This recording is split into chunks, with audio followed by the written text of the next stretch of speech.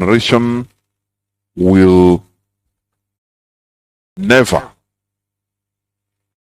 see good thing.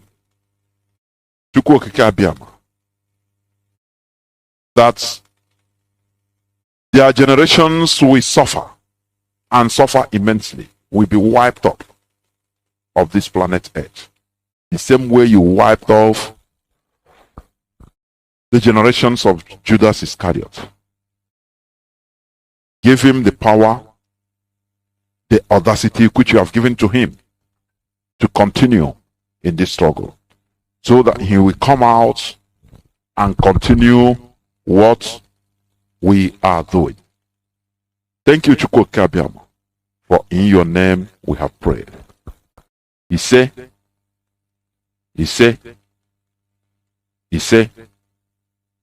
once again, I welcome each and every one of you to today's edition of Radio Biafra Hausa-Service, coming to you through Radio Biafra London. Today is the first day of September. You know why I'm announcing this date? So that you understand that we are live and direct. That is why I keep on announcing the dates, please. We are live and direct. Chukwu Kabiama remains our guide. And we are doing the thing he has sent us to do. Liberation of Biafra and the entire indigenous population in that zoo called Nigeria. We must continue.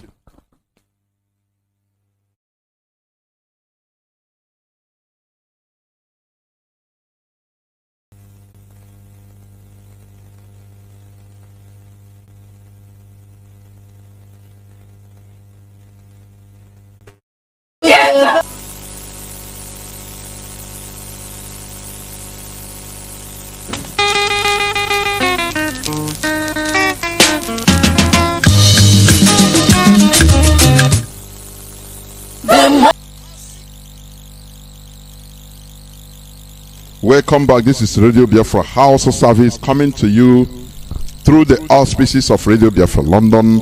Today is the first day of September in the year of our Lord 2021. Please, I want people to confirm, because I'm receiving some reports of buzzing sound, which I tried to verify. I didn't see nothing here, honestly, but I want people to inbox me whether my voice is coming out clear, whether there is any interruption. Please, I need inboxing, please, so that I will continue. Please, I need people to inbox me on my WhatsApp and Signal to let me know that my voice is not coming out clear, or it is.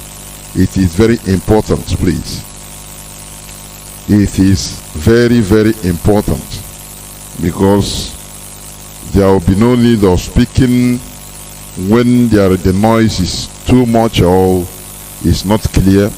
I try to check it in my app here, but everything is okay. But I don't know. I need confirmation from people, please, that my voice is clear or it is not. We must continue. Today is the first day of September. Ember months. September, October, November, December. The normal thing. Please, I need you to inbox me to let me understand how my output is. We must continue. Our leader is still in the enemy territory. Our leader is still in the enemy territory, which he shouldn't.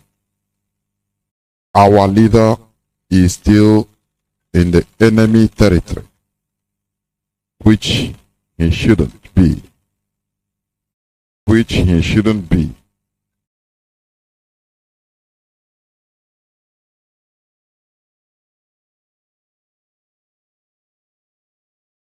I don't know. Let me see. Please, I don't need calls. I don't need calls. So once you inbox me, I'm seeing your inbox. I don't need call, not to interact. Some people are saying your voice is clear, loud and clear. Your voice is loud and clear here in Iguacha. Perfect voice. I don't know. Perfect voice. I don't know. Yes, you are doing good. Yes. I am listening from Lagos. Your voice is very clear. Now, please, I'm listening from Lagos. Your voice is very clear. Okay?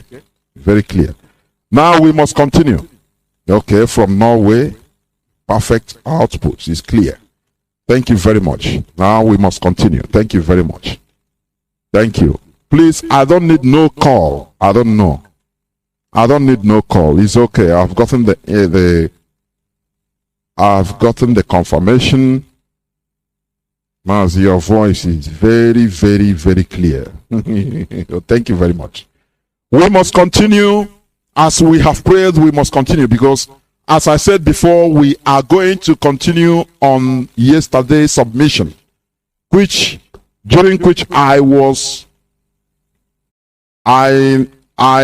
interrupted by technical fault. I tried, but I couldn't come back. So we must preach the gospel. Thank you very much. I'm receiving myriads and myriads and myriads and myriads of here in Onisha. It is okay. Very good. Now it's okay. I'm okay. Please, let us face the business of the day. We are good to go. Therefore, as I said before, I will continue on the submission of yesterday, which was interrupted prematurely. Honestly speaking, I was very mad, but we must preach the gospel. Without wasting time, we will go directly to the topic, which says the looming danger of the continuous existence of Nigeria. That was the topic I started yesterday, and we must continue preaching. Now, I want us to go back. I also played our leader's voice of 14th August 2015. Our leader's voice of August 2015,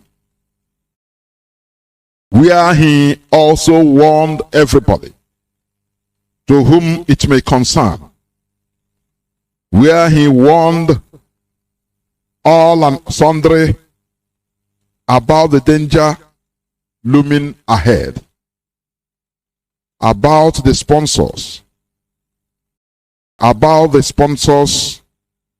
of Boko Haram being in charge of Nigeria, which we are seeing today. Today, an insider has confirmed. That is why I'm going to go to play the clip. Commodore Kunle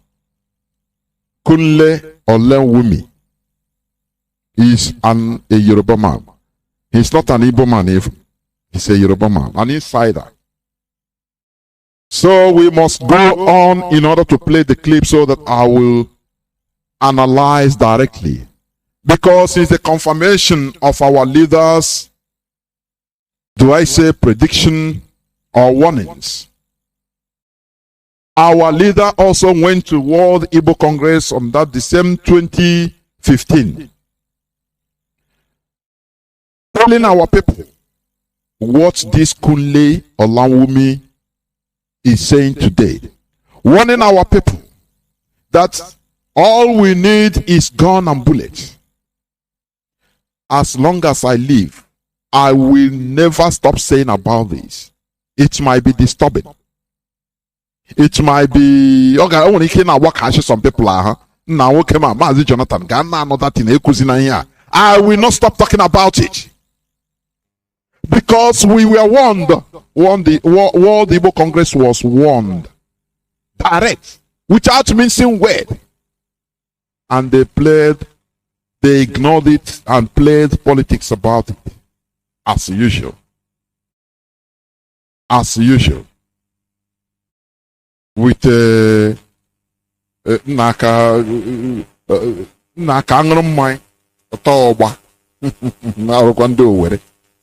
and life continues. Meeting continued. Naming ceremony continued. EDG continued. Today we are seeing what our leader warned us.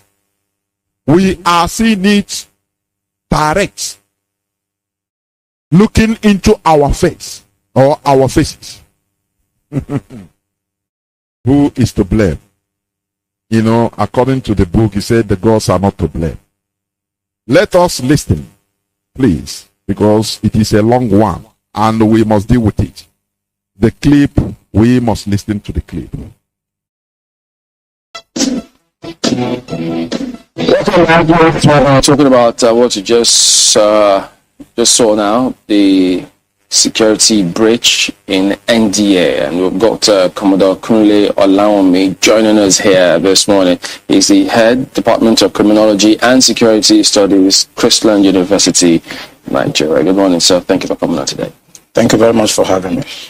Well, this is it's one of those blow your cheeks out moments, because lots of people, when they heard it, they just thought, no way, this can't be. But they just thought, well, in fact, some people thought it was fake news.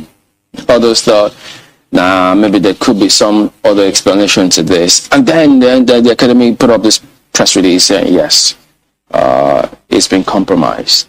And here we are today. So details are emerging. That raises more questions than answers at the moment. But what's your impression of this, for instance? Thank you very much. My impression, I think, is just the impression of every Nigerian at this point. This is an aberration. I mean, you don't attack Nigerian Defense Academy and kill officers and get away with it. Yeah. The last time I was in NDA was in 2017. I went to carry out an investigation by the Minister of Defense. I wanted me to check what is going on with the training and the security environment there. I remember I spent about a week at NDA with the commandant and with the staff, you know. But something struck me. And that was every Friday, the gate of NDA is thrown open. And everybody have access to come and pray in the mosques. And I want to actually enjoin journalists to go to all military formations across the country on Friday by 1 o'clock. You are going to see the same thing happening across all military formations, including Naval Training Command at Papa, including the division in Ibadan, including NDA, including Jaji. I was in Jaji in 1994 for my junior division. And every Friday, our gate is thrown open. Everybody comes in to pray in our mosques. Even though they have their mosque outside. If you go to Defense Headquarters, I serve at Defense Headquarters as the Deputy Director, Defense Administration between 2015 and 2017. Throughout my 2 years at Defense Headquarters, I received visitors only twice because of the strict security architectures at the Defense Headquarters.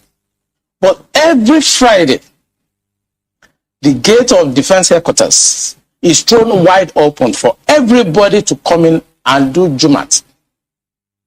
That is the time the terrorists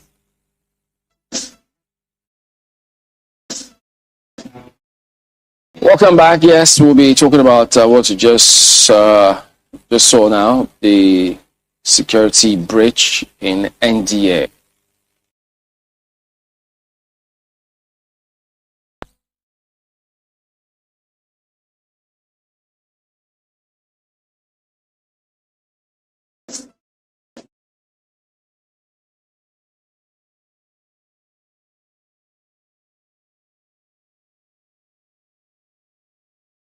Please, I don't know. This thing just, I touch it and it start afresh. I don't know. that you're not going to be able to solve the problem. Okay. You say, what is the problem?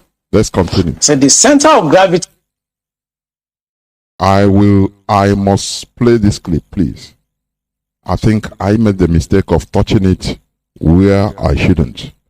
We must listen. But do you know what this man is saying? He's an insider. He's one of the actors.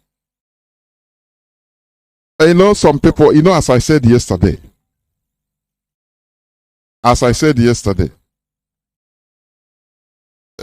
people are saying, Nigerians are saying, oh, they are trying to Islamize us. I laugh. Every time I laugh because this is the height of ignorance. They don't know that Nigeria is gradually Islamized. What the Fulani are doing is they have Islamized the Nigeria institutions. Do you understand that? Do you think that an Islamic country or Islamized country, they don't have any other religious organizations or religions in that country? It is no, it's not true. But they have Christians and other religions, but all those other religions are under their control. That is Islamization. People think that an Islamized country is a country whereby you cannot even open a church. No. Iran is an Islamic country officially, but there are Jews there. They have their synagogues. You know, I'm telling you about Jews because they are the most hated now by Arabs. The Jews, ignorantly. You understand me? They have churches in Iran, but these other religions are under the control of their state religion. That is Islam. That is an Islamic country. It doesn't mean that they will finish up every non-Islamic believer. No, what our people think. When you talk about Islamization, they think that, they will come and kill everybody. If you're a Christian, they kill. No. They have taken over the Nigerian institutions. The military, every Friday, the military gate, everything is thrown open. This is a commander, an insider telling you what is happening. And you ordinary person on the street, when you are selling your motor pass or you are selling your electronics, where you are working in the bank, you say, no, God forbid, this country cannot be Islamized. And I'm looking at the ignoramus walking and talking. You don't know. Since, let me tell you, what is happening in Nigeria is not only Islamization, but Fulanization. They are doing Fulanization via Islamization. It is too very thin line. If you don't have eagle eye, you cannot notice it. I'm telling you. If you don't have eagle eye, you will not know the difference. One, let me give you an example. The Fulanese, they conquered Futa-Toro, Futa-Jelon at the 15th, 16th century. These people, they were Muslims before them. Before they came to their land. Now, they also manipulated the Hausas, the last people they conquered of recent. 1808, many Hausas were Muslims. Do you understand me? So, are you going to tell me that, they Islamized Hausas? Is that what you are telling me? Is Fulanization. What they are doing now in Nigeria is Fulanization via Islamization. When they are dealing with non-Muslims in Nigeria, they call it Islamization, so that they will carry along the Muslims of other ethnicities. They will say, okay, we are with the Fulani. They are helping them. They will be helping the Fulani to do their dirty job. But the areas they have so-called manipulated with their Islam, with their version of Islam, now they will be dealing with the indigenous population. It doesn't matter that they are Muslims. They will be killing them. Do you understand?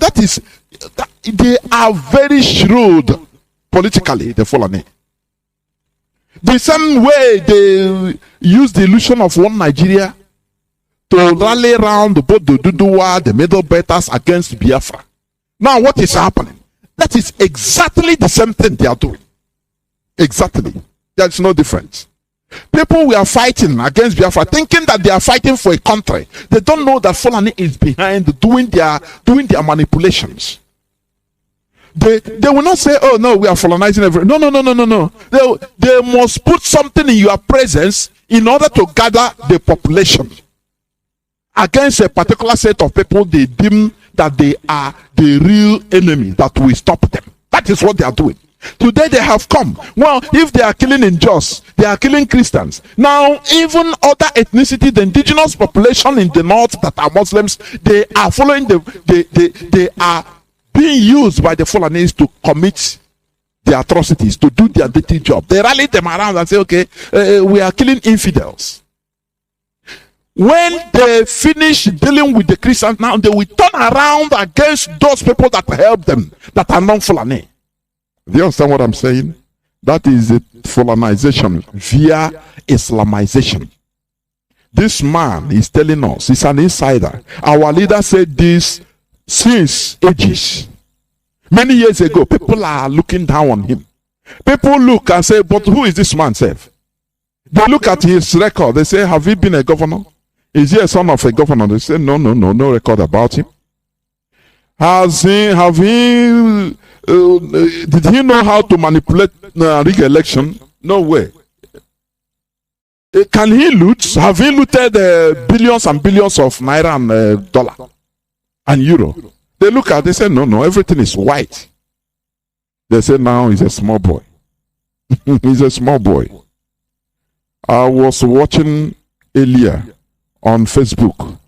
Somebody inboxed me, was somebody that he videoed estate of Oshimole. His estate. I know every month he will be making tens of billions of naira. Billions, not millions, in that estate, in Edo State. Somebody that was in forefront labor union that had nothing. All of a sudden, he enter politics. Now we become a billionaire, build estate that have hundreds, if not thousands, of buildings. Do you see how they roll? Now, when Oshimolo will be talking, they will look around and say, "Oh, he knows how to loot." So let us listen to him.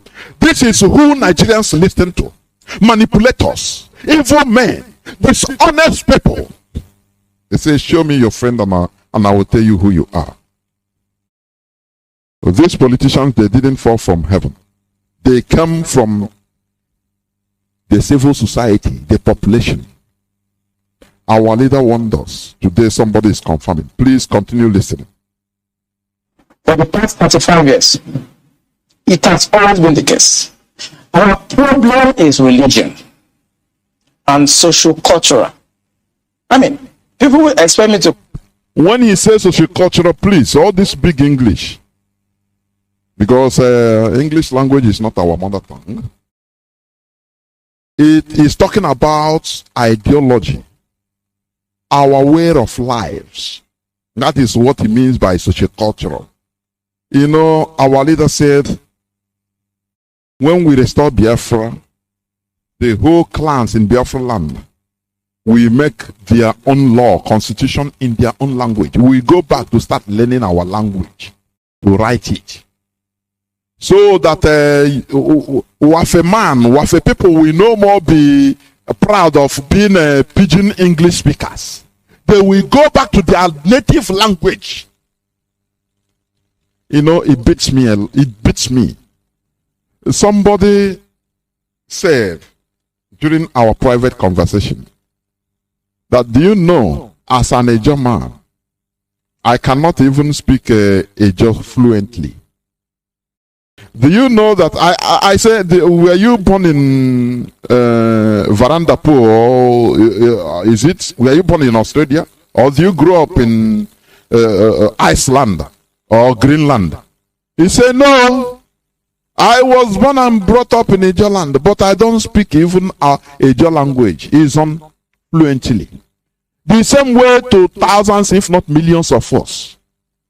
You see an old woman there is speaking English, pidgin English. And people are happy with it. They say, hey, they are proud. They don't know that their generations are fading out. They don't know. Oh, me, I be Wafe boy. We not the carry last. Oh no, now why his mouth will be going like a. Tell him to speak Urobo. He don't know how to speak it. Don't you think that we are in a mess, in a complete mess? The worst part of it is that people, we are heading into abyss, and people are proud of it. When they hear somebody that from Anambra speak Rondon, they laugh. They don't know that it is his language. His Igbo language is influencing his accent, which is normal. Look at Indians. It doesn't matter how generous or how he stays in America, he still have that accent. He never forgets his language. That is the reality. Our own, we are diminishing, and we are proud of diminishing. Sometimes it breaks my understanding. If not for Mazi Nnamdi Kanu, we are finished before God and man. You know, when you have a problem, you don't identify that problem. You think that you are proud of your problem and continue going deeper into that life-threatening problems. That is where you know that it's no more normal.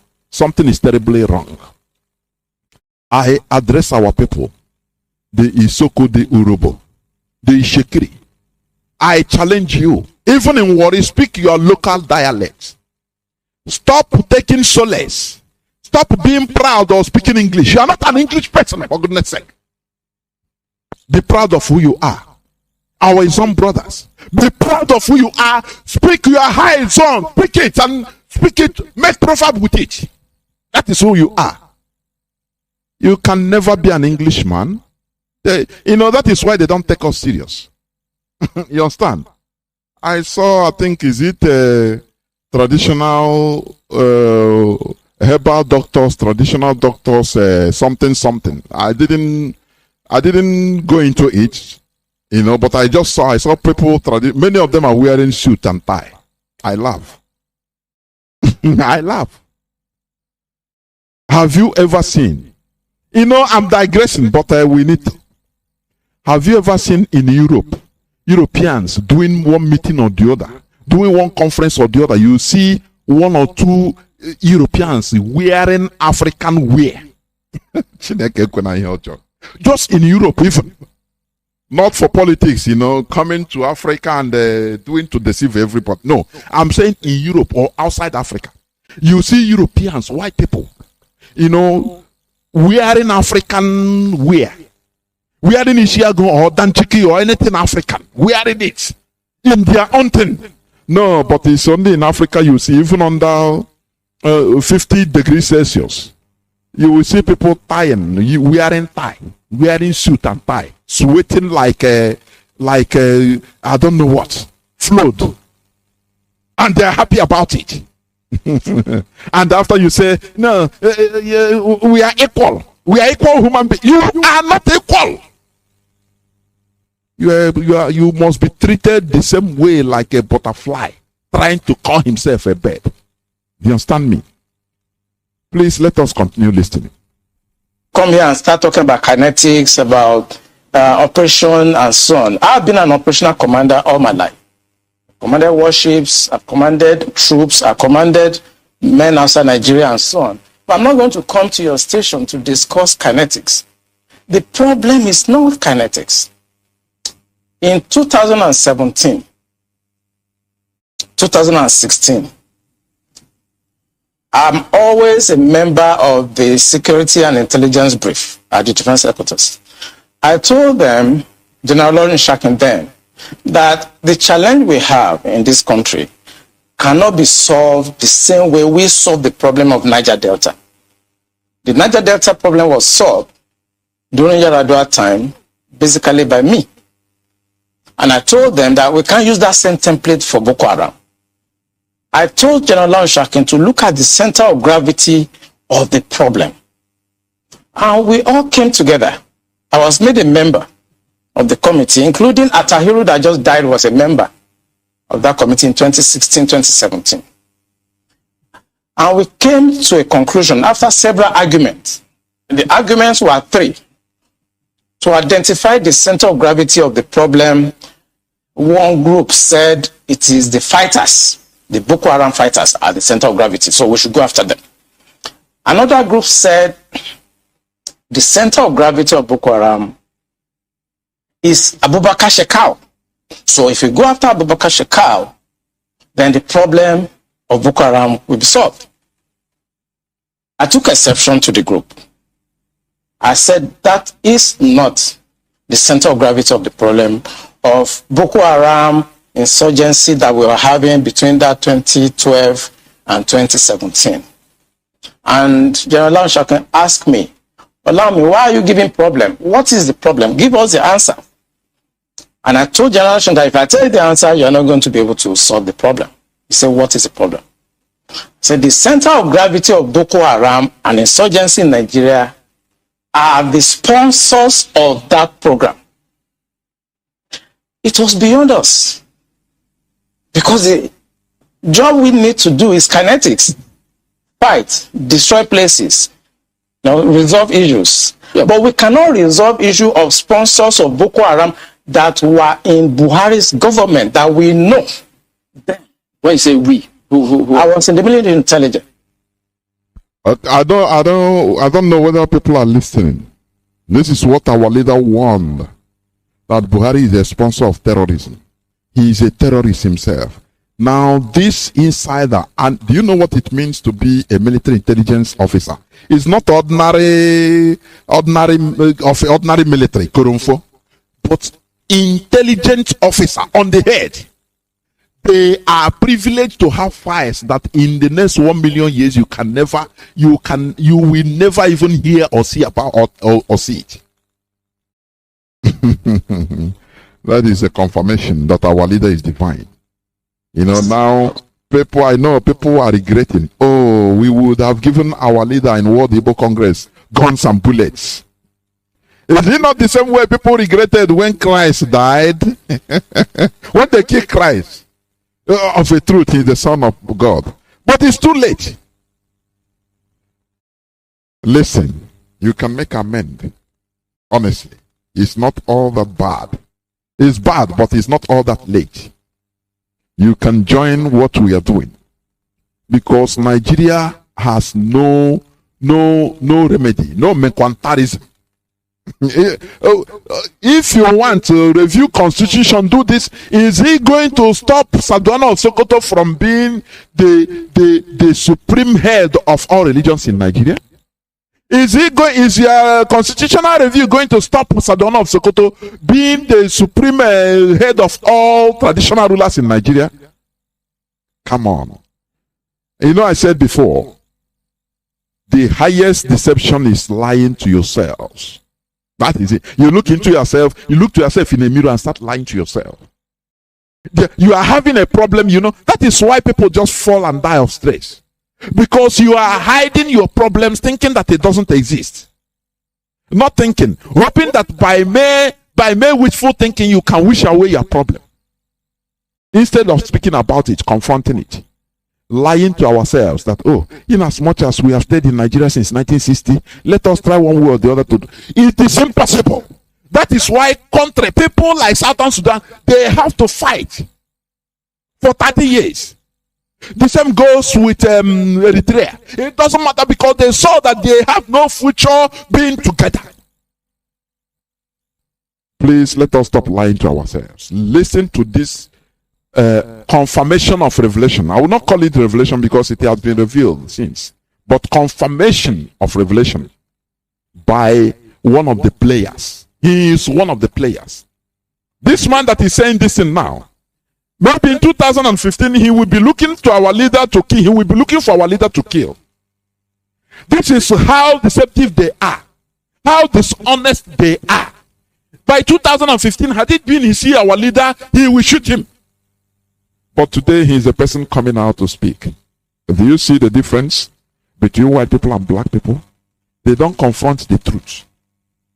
They allow it until it will affect them. They will see that everything has deteriorated to the point of no return. Now you see maybe a few of them will come out. Just like Gowon. Watching Koro, his people are being decimated. He cannot come out because he's the person that created, the main person that was used by the Fulani Caliphate in order to institute and create the problem. That is why, just like Ngwen, lizard, he will see, he will shake head. He cannot open mouth, nothing, no word will come out from you. That is the highest punishment God can give to somebody. As somebody wrote, he will be alive, God will keep him, be alive. His whole community is dead. They will go to his community and Fulani will kill everybody and take over their community. And he will be in Abuja or another place, he have mansion. He will be seeing it and he will shake his head. Because he cannot talk. If he speak, they will open his file. The Fulani, they know how to use scandal. They know how to use scandal to hold you hostage all the days of your lives. If he dare talk, do you see one time he want to talk? I think somebody reminded him, we reveal how you committed atrocities, genocide against Biafrans, and you will go to the Hague. And he will keep quiet. Because when they are doing what they are doing, they know. When they are using you to do their dirty job, they are videoing, they are keeping the record so that they will use it to keep you down forever. You will be seeing things, but you cannot act. That is the Fulani for you. And somebody will tell me that they are not wise. They are politically savvy. Do you understand what it means? That is what Professor Adeni, a very respected man, who says he was asked why don't you enter into power? He said no. Influence is better than power. You don't need power. You'll be on the side. But you have influence on every power. That is dignity. Do you understand? Therefore, let us continue listening. And the defense headquarters staff that I work with, they know. And that was why we couldn't pursue that aspect that could have resolved that problem. Because you need to arrest people. And recently, 400 people were gathered as sponsors of Boko Haram. Why is it that Buhari government has refused to try them? So the government knows sponsors of Boko Haram? Of course, it's in the news. In April this year, the government said they have arrested 400 Bureau de Change related, people that were sponsoring Boko Haram. They told us. And Abu Dhabi also helped us to arrest few Nigerians. Tried them, we know them. Why can't this government, if not that they are partisan and they are actually part of the charade that is going on, why can't they bring those people out for trial? So the Bureau de Change operators on the one hand, but you particularly said people in government. Are those part of the Bureau de Change, or those people that you say are in government are still there, government is aware and government is condoning them? The people I mentioned that are in government are not these ones they just arrested. You remember this Boko Haram issue started since 2012. Yeah. And I was in the military intelligence that time. We arrested those people. It is my organization that actually... And those that were arrested... One of them is what our leader in 2015 exposed, so that Nigerians can take action. But they prove that they are not human beings.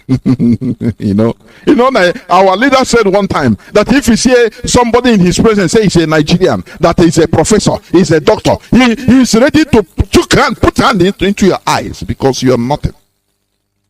All these revelations were made and nothing. Nobody reacted. Comedians will go be hired and paid 1 million naira and they will be making just of something very serious. That is how you know people that are useless. I'm telling you. People that are hopeless. That is how you know. They make jests of everything, including their life. That they are going to be killed tomorrow. They will laugh. Do you know they say we are going to die tomorrow? Oh, where are you going to go if you die now, if they kill us? Oh, tomorrow heaven? Okay, let us go hell tomorrow. They make jest of something highly serious that other countries will rise up and do something about it, but they will not. I don't know. I say one of the tranquilizers one of the sleeping tablets doses they are giving to people in Nigeria is religion. Religion. The Christians, they go to church to seek solace. They will see on the road, they will see police will kill people. And not, hey, well, Christ, hey, Jesus, don't kill him, oh, innocent man, oh, Jesus, man. The following, immediately he will run to go to his pastor. Pastor will tell him, do you see? Thank God that it is not you.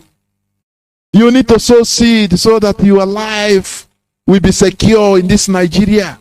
It is, don't trust the government, they are not the people protecting.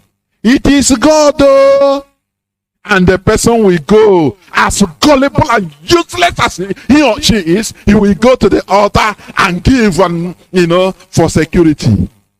You don't know that it is the government that should be providing all these things. You don't know that when you call a police number in case of any aggression under 2 minutes or less, even police will be there to rescue you. That is the work of a country, a government. But they don't know this because they are being given tranquilizers. They are being given dose of sleeping tablets every day by religion. Churches mostly that are feeding fat on these miserable people. The miserability of Nigerians, it gives look at all of them. Look at the whole Jews. They are all billionaires.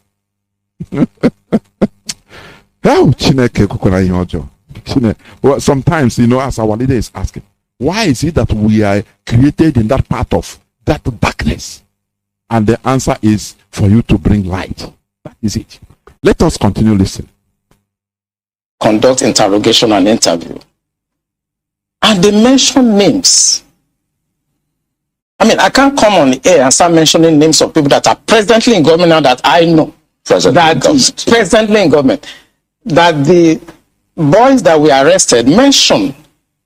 Some of them are governors now. Some of them are in the Senate. Some of them are in Aso Rock. Why should a government try to cause this kind of embarrassment and insecurity to the sense of what happened yesterday?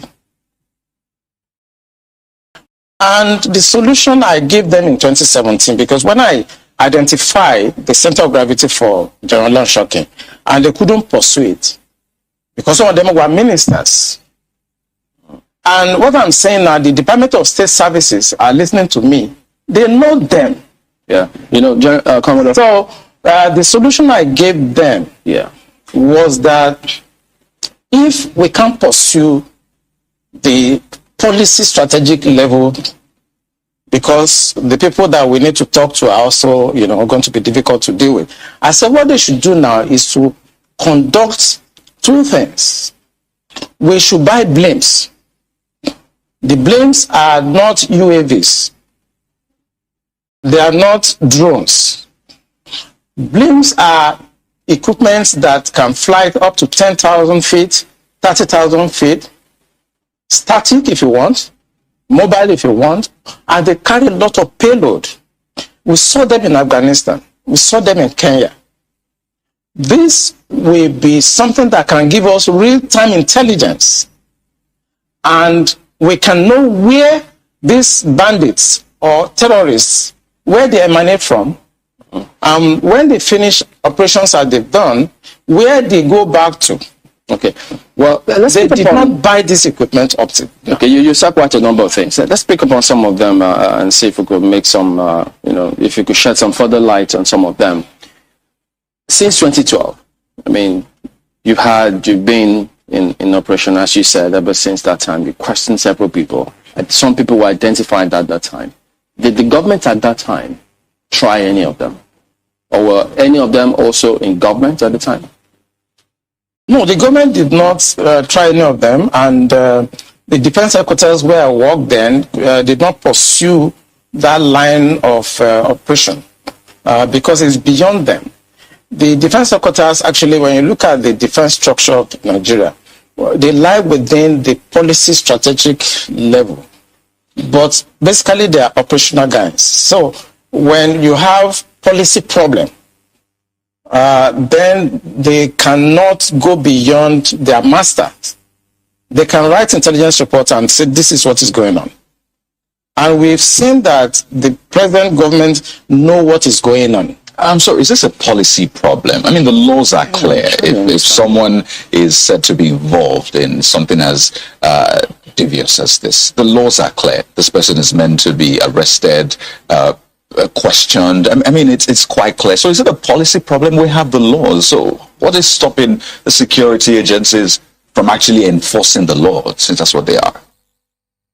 You see this question this man asked.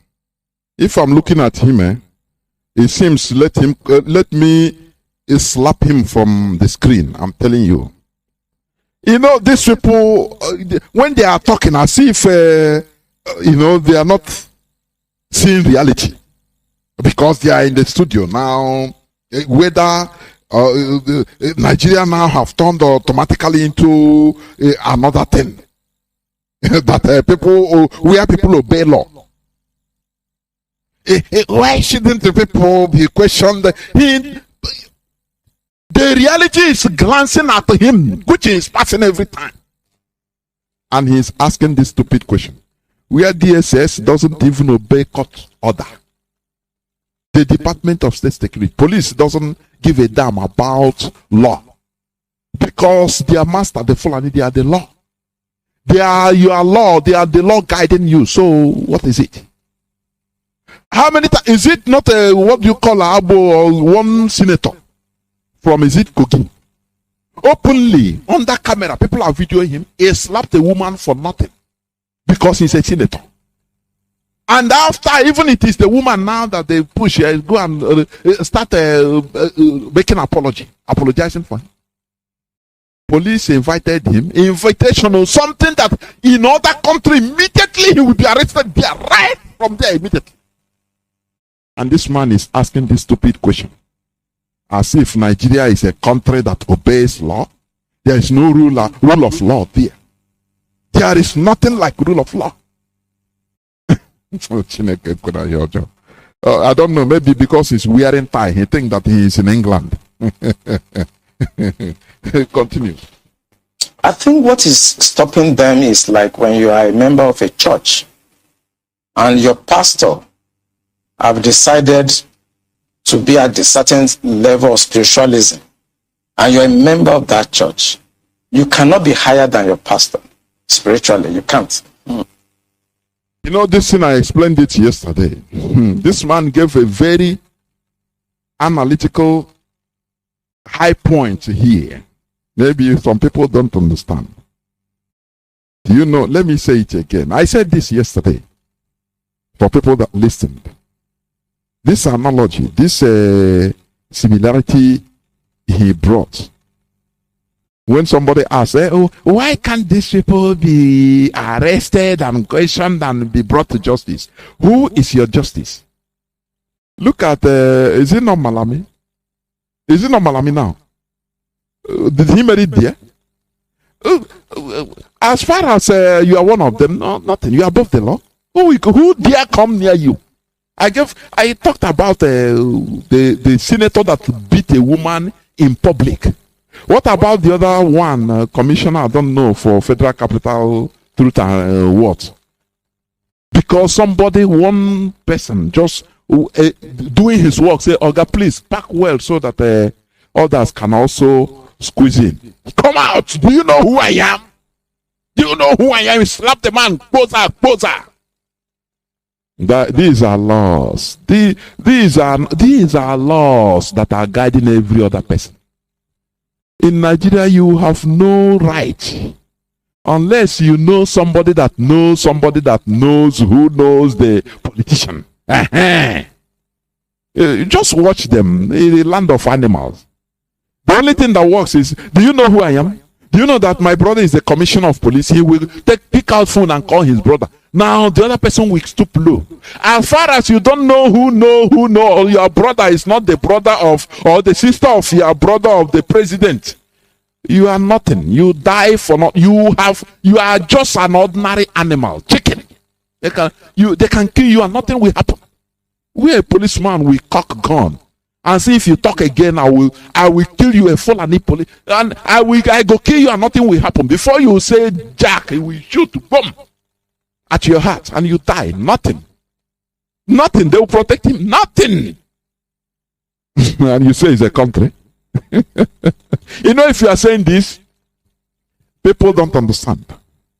But when you enter into that zoo, you know that you are in a pure hellfire. Direct.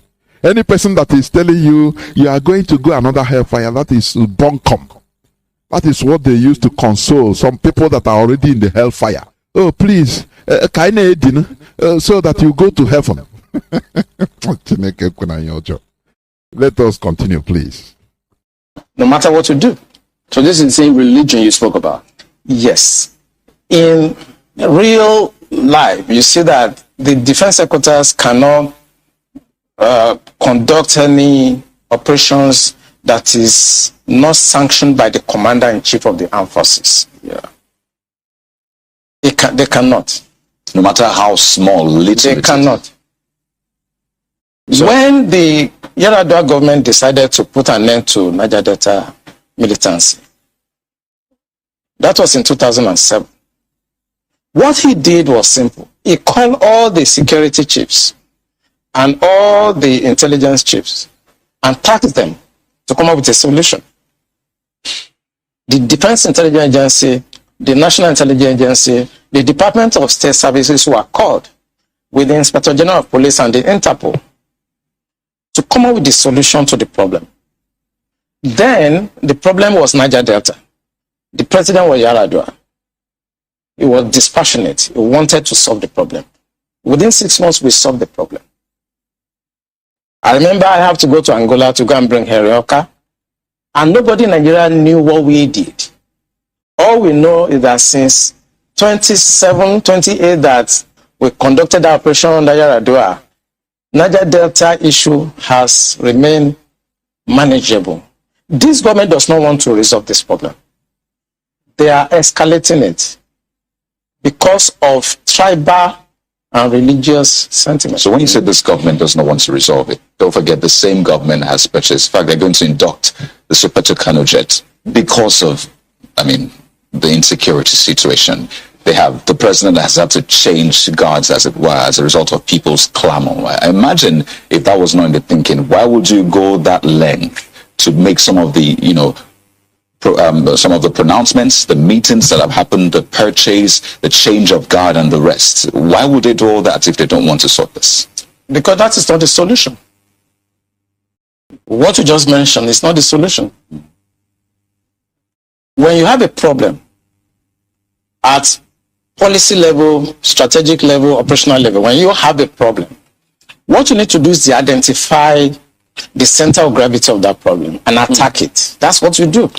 What they are doing is not attacking the center of gravity of the problem of Boko Haram and insurgency. So if the president is buying Super Tucano, listen, according to our adage, listen to what this man, an intelligence officer, said, and we learn. When you look at the problem, they gather and try to bring out the center of the gravity of the problem. It reminds me of what is happening today in IPOB. Listen attentively. People don't understand that millions of dollars are being paid in order to thwart us, to thwart IPOB. They thought that the center of gravity is kidnap Mazi Nnamdi Kanu. Now, everything is over.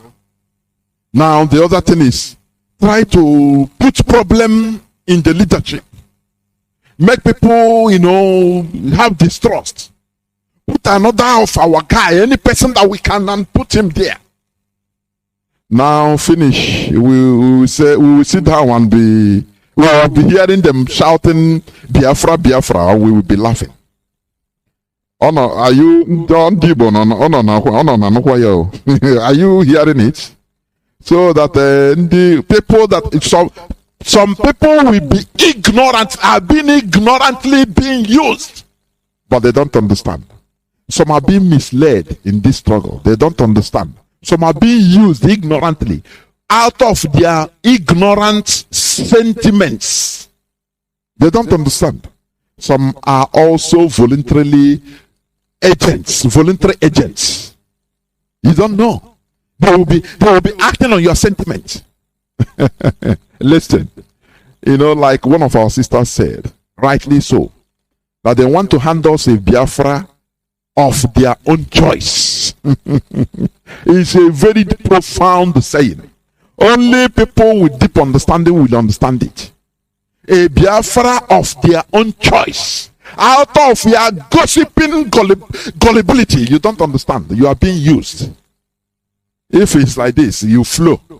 Hey, just like a bingo. You cannot control your sentiment. You don't know when you are being used. You don't know when enemies are the offing. You don't know only for this side. Okay. Why this and that? Your sentiment. The same way people, the proselytes, we are using, starting the murmuring, and others will follow. They steer confusion.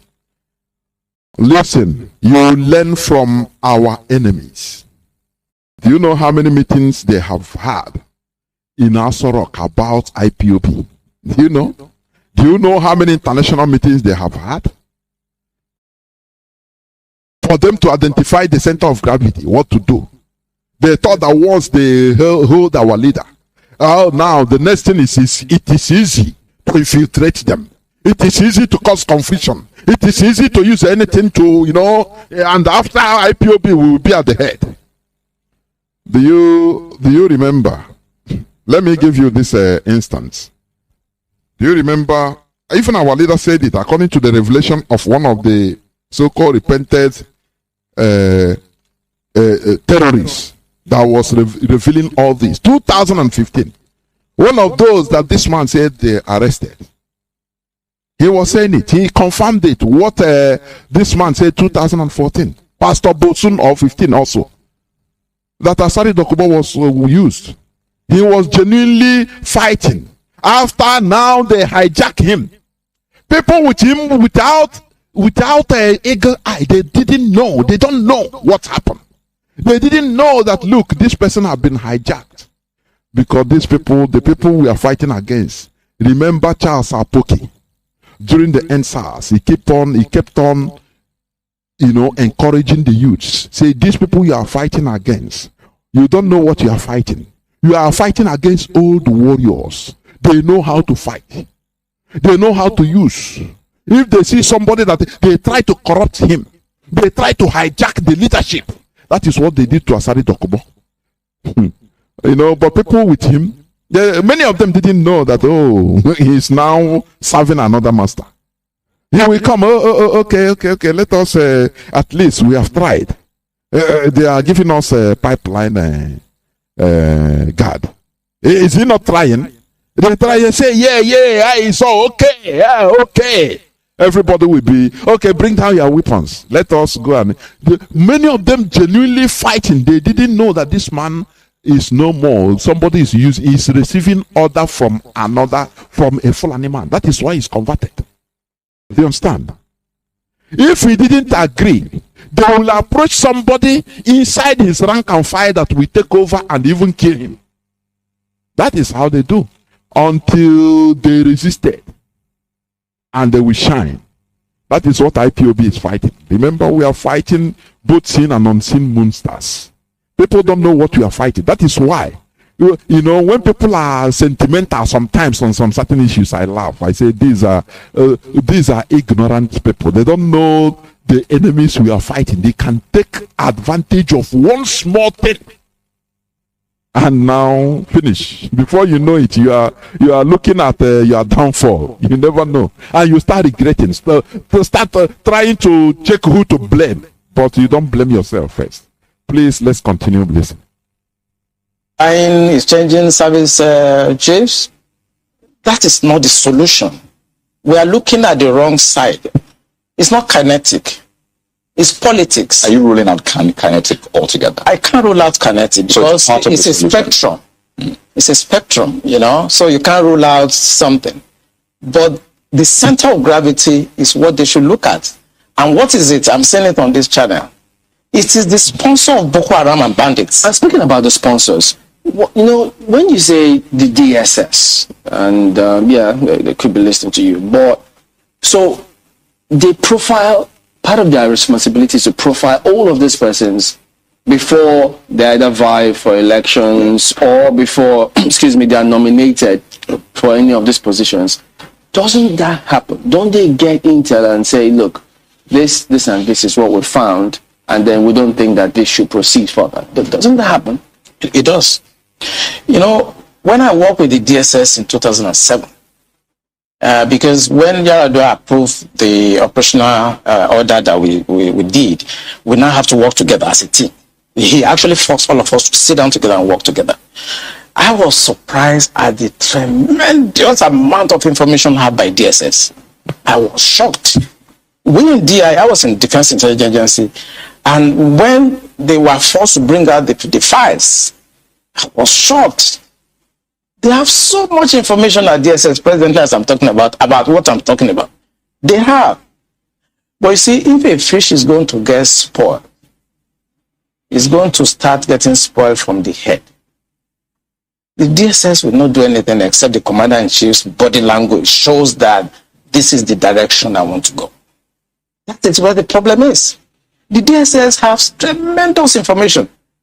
By the time 2023 is here and somebody take over and wants to undo some of this evil that I've seen in this country, you'll be surprised names that the DSS will bring out. They have the information. There's nothing I'm going to say here that they don't have. The defense headquarters have the solution. Let me. What the man said. The body language of the commander-in-chief. That is what they look at. And in that thing, let me read this headline to confirm what he said. How police refuse to shoot at Fulani militias. Wiped out community. Wept or complained. This is July 22nd. The Fulani terrorists. We are massacring a whole community in Basa local government area. Is it villages within Miango, including Miango, Nkiwe, Zawa, Tafin, all these places? In which state? Is it in Plateau State? In Plateau State. I want to check. I don't want to read the. That is Plateau State. The police, the military were there watching. They watch the Fulani terrorists unleash their terror to communities, killing many people, slaughtering and raising down houses. It is the traditional ruler there that escaped that was shouting. He was lamenting that the police and the military, they were there watching. When they approached the military and the police, they said, we receive order from above not to do anything. Do you see what we are seeing? Do you see it? And you are there, one Nigeria. I'm appealing to the presidency, to Buhari, to help us. Fulani headsmen are killing us. Come and help us. So you are appealing to the person, the main instigator, the person that sent those people to come and kill you, to come and save you. You are appealing to him to come and save you. Sometimes I see in Nigeria the type of idiocy I've never seen before. For people not to still understand the code that, look, this government, the present government, the government of Nigeria is a terrorist government, sponsoring all this, sponsoring the Fulani headsmen. That's why when Buhari entered office 2015, the first thing he did was to bring 100 billion naira, the one we know openly, and give to Mietiala. Have Nigerians asked, why is this money? For what? Did he give Afeni Fere? Did he give any other group? Or Hanez Ndibu? Hanez Ndibu, anything that happened, if they give them 2 million naira, you see old men and women fighting. Even if you get 10,000 naira or something, if they fight themselves, and you become ashamed of yourself, honestly. Let us continue listening, please. For the kinetic aspect, they do. I'm not going to come here to advise them. I work with them, and they're still there. The chief of naval staff was in the intelligence with me. We were together in Defense Intelligence Agency. That's Vice Admiral Gambo. I know these people are good. They know what to do. It's not that they have problems. It has to do with politics, the sponsors, people that feel that this country should be Islamized. Assuming but not conceding that, that all of this is the case. So what is the end game? Because I imagine as a strategist, that's what you think about too. So these things are happening. What is the end game? So why will this be allowed to fester? For what purpose? The end game for them, because we did, normally when you want to look at this type of challenges, what you do is that you go through what we call the intelligence circle. Okay?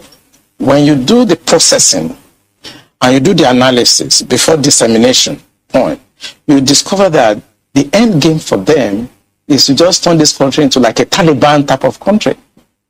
And it's a mindset. And anything goes. In other words, 10% casualties, 20% casualties is allowed in trying to achieve the end game of Islamizing this country. That's for the terrorists, the bandits. It's not for the terrorists and the bandits, for the sponsors. Because I told you, and I will repeat on this channel, the sponsors of Boko Haram and the bandits are the problems. And defense headquarters, the army headquarters, the naval headquarters, the air force cannot do anything about that. Buhari has to do something about that. The Interpol has the list of those people that are sponsoring Boko Haram. I work with Interpol. They should ask. If they don't know, they should ask. The government of Dubai, they have the list of those people. During the trial of those people that were caught, names were mentioned. They have the list. The government also told us that they've arrested 400 sponsors of Boko Haram. Why should the government not try those people and bring peace and harmony? Do you know that Sheikh Gumi, the negotiator, is one of them? You know that it was one time captured in, is it Saudi Arabia or Dubai? And the Nigeria government did a very extensive, under the command of America. Do you know that this Sheikh Gumi you are seeing, he has an Islamic school till today, very big one, that is churning out terrorists. Do you know that? No, you don't know. You are in Nigeria. That's why he will come out and tell you that these people, these terrorists, they are businessmen. They just kidnap little children to get money. And the Nigerians laugh over it. Oh, wow. The terrorists, the kidnappers now, wow, the bandits, they kidnap for money. Oh. Make we enter into bandismo, and you laugh over your soul. You laugh away your soul and your sorrow. And tomorrow it will be haunting you. I never see people that are ignorant and accept it like Nigerians. I'm telling you before God and man. Do you know that in other countries, if somebody of this nature, like this man, holding a holder of such offices, he forced himself, risked his life in order to make these revelations. Do you know that that day, the people, the population will rise up and go and chase the president of that country away, direct. Everywhere, there will be fire everywhere. Politicians will be slaughtered. But in Nigeria, everything goes. Why? Because they have, doses of volume 5 and 10. That can keep people into just anesthesia, painkillers. They put people into sleep in the name of religion. Oh, pray to God. The problem of Nigeria is not physical. It's not something that is spiritual. It's God, only God that can solve it. And these people at the end of the day, you will go give them sow seed, make offering, and they carry the whole money and be riding private jets. Stupid and helpless people will go home with their problems. Problem of electricity, you say no, it's God. You pray. Let God let God hold this electricity so that there will not be power failure. And you are praying. Idiots are praying. Sometimes I say, God, why do you live? Why not nuke that place? Nuke. Everybody, anybody there, including me, let everybody perish. Because it's a waste of space, honestly. It's a complete waste of space. People that should hold the government responsible, they are going to hold God they don't see responsible. Oh, it's God. And people are making billions and billions of naira out of your stupidity. Let us continue, please. Safety to this nation. Why won't a government do that? Those people that are going to harass cadets and officers in NDA, they live around the place. I know NDA very well. I was in Georgia, I was in NDA as young officers, and I know the area very well. They live around the place. So why can't you put up a blimp and see what they are doing in real time and eliminate them? Why won't you do that? In fact, there were more details saying that some persons slept up, but we'll come to that hopefully. Markwa has got some questions for you. Markwa, go ahead, please. Thank you, Chamberlain. Much as we're looking at it looks like we're looking at the remote causes. The immediate causes, I think, is what is worrying a lot of people in terms of the significance of the attack. For some people, they're wondering, what do you think were the bandits trying to pass home a message when they chose the National Defense Academy as the area of the attack? I mean, as the area they decide to attack? Because normally people know that military installations, for instance, if you were to, I mean, you've talked about how the military institutions are usually open to the public on Fridays. There'll be questions as to this attack did not happen on a Friday. It happened on a Tuesday. So the guards were supposed to have been up. So there'll be questions as to what happened, how was the perimeter breached, what about the guards that are usually mounted on, watchtowers, what were they doing? Were they asleep? There'll be areas where there are CCTV cameras. What happened in those areas as well? There are huge questions around that. And then the significance, what gave these bandits the audacity, the temerity to be able to say, this is going to be the area we want to attack today? Do you have any questions roaming in your head in terms of, what were they trying to really achieve beyond? Because some people say this is not about ransom. Maybe they want to take a ransom, yes, maybe. But it looks like they were trying to send home a message. Yeah, thank you, Marpe. You just got it right. They just want to send a message. And this is what terrorists do. And what the Buhari government should do is to tag these people as terrorists. What they want to do is to send a message to create fear and to show the military that we can come for you and there's nothing you can do. You may not know, I don't know whether it's out in the news, that the major has been killed. Belongs to some groups, and I know about 3 hours ago his body was found. He has been killed. So it's not about ransom. I just want to confirm to Marpe that she is right. It's not about ransom. They just want to pass a message. We can come in. We can do what we need to do. And there are some hardliners in this government that are sponsoring this kind of narratives. They just want to show that they can Islamize this country. They think about Taliban. They think about the Mujahideens. And they want to replicate it in this country. And they don't care what happened. They simply don't care. As long as at the end of the day, there's Sharia and there is whatever thing they have in their head they want to achieve. So these people that are sending messages are sponsored by Nigerians. Quickly, please go ahead. This part of what you just spoke about now, the security agencies gleaned this from those who they arrested over time. Saying this is the intention. Absolutely. The intention of it's on the internet. So it's not even about the people we interrogated. The intention is to Islamize Nigeria and practice Sharia.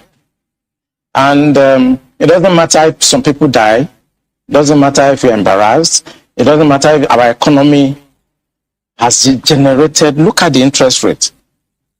Do you hear what this man is saying? The Fulani, they are using Islamization to Fulanize everybody. You know, this Islamization that we are talking about is something so open and general. You know, when they are talking about Islamization, the Fulani will be using it secretly as a case to bring other ethnicities, Muslim ethnicities, with them. Some Kanuri that are Muslims, some Hausa that are Muslims, the Nupe that are Muslims and idiotic. They are using it. Don't you see? We are making sure that we Islamize all these infidels. And they will say, yay! Other ethnicities. They don't know that their own death, their own destruction is coming last. When they use them, they gather them, they use them in order to do their dirty job. When they finish, now they will turn against them. Did they Islamize Hausa? Is it Islamization or Fulanization? What Hausa is suffering today, is it Islamization? Is it not complete Fulanization? But they started by telling you that, no, we want to preach real Islam. You people are not Muslims enough. They ended up subjugating a whole race. That is what they are trying to do to every moron called Nigeria. Nigerian indigenous people, whether you're a Muslim, whether you're a Christian, you should be at alert. All these things we are shouting, history will bear us witness. Our leader started it. History will bear us witness that we warned everybody, not only Biafra, but everybody. Whether you're a Muslim, indigenous population, separate yourself from this Fulani. They are not your brothers. I'm telling you before God and man. They don't want your goodness. Read the history. Study history and you will know. The Fulani, they came to Mauritania, the first.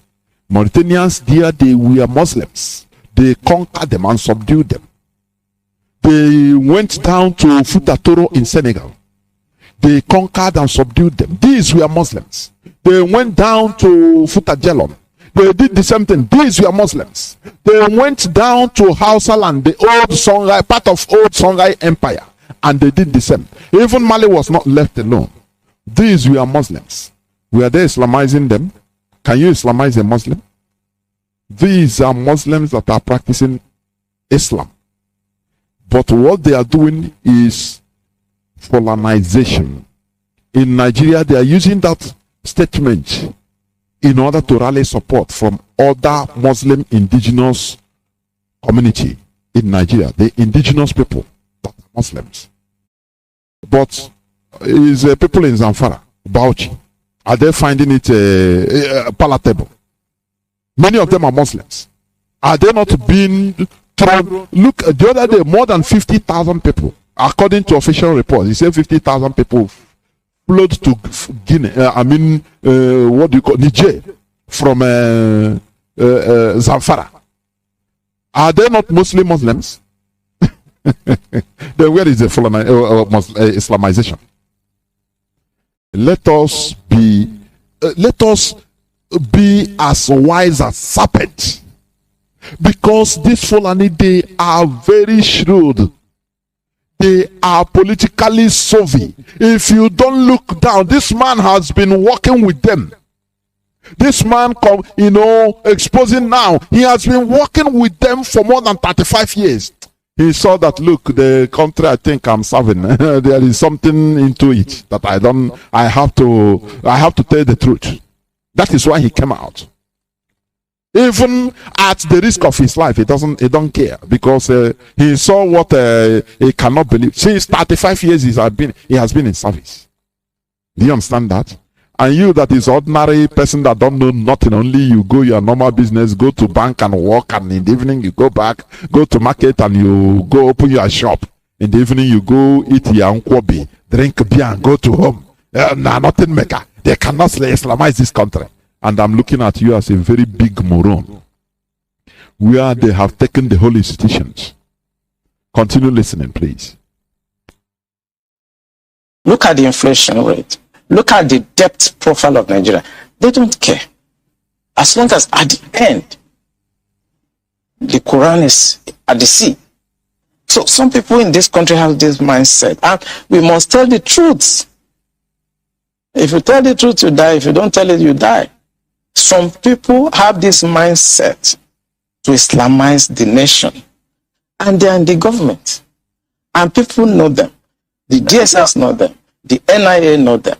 The DIA. And you yourself talking, you know them. You have their lists. You know them. You know them. Oh, God Almighty. Knows them because it is the DIA that conducted the operations that arrested these sponsors. So they know them. Why is the government, So the general area, the general area of Afaka, where this where the NDA is cited, is no stranger to this sort of attacks. Before now, I mean, a few other institutions around the Defense Academy have also been attacked. Talking about the Institute of Agriculture and Forestry, Mechanized Division, something to that effect. I can't remember the exact name of the institution now, but we do know that they have been around this area. Now, I'm looking at the front page of Daily Trust newspapers, and they have this, why NDA security was compromised. And the first writer says, bandits leave peacefully. Peacefully is in parenthesis, near academy. There have been questions before now that sometimes in parenthesis near academy. Do you see how Nigerian journalists, they are mischievous? Look at the question he's asking this man. He said, why is this one attack on NDA so special? Whereas bandits, they have been attacking mechanized division around those areas. They have been operating, attacking institutions. So what is the difference between this one? Do you see how in your job, do you see how mischievous these journalists are? The Nigerian journalists. Do you? Oh God Almighty, I don't know how to bring this. You know, my brain is filled up, honestly. You know, like somebody said, imagine that, you know, that some people go and attack there. Even without even entering, just the hear shooting of gun. The way the Nigerian journalists will inflate it. Before God and man, they will push the whole Nigerian military, the whole armored vehicles, the whole both old and new jet fighters into an, even it is the governor that will, please come, kill everybody you see, come. But here, attack on military installations become normal to a Nigerian journalist because it happens in a place whereby no problem. You know, I remember the words of Enyinaya Baribe, Senator Baribe, when he was interviewed by, is it Rudolph Okonkwo, some time ago. He said that, you know, if anything can happen in any other part of Nigeria, no problem. But once even 1/10 of it happens in Igbo land, in Biafra land, hey, all hell will break loose. I say, all hell breaks loose. Do you see ordinary question, just throwing of a raw egg to Ekweremadu? Where is our senator? Is it Enugu East or West? Is a senator. They were telling us, why are you talking about federal? Why not hold your problem is your politicians, hold them accountable. And we try to say, okay, what these people are saying is true. Let us try to ask our politicians question. Now in Germany, where I come to eat yam, we IPOBians, we try to ask a Ekweremadu question. And all hell broke loose in Nigeria. The same Nigerian journalists we are now talking, it becomes they are dehumanizing the senator of the Federal Republic of Nigeria. It became another thing.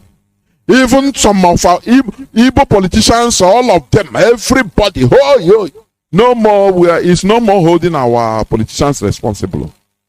We didn't hold any Yoruba politician responsible.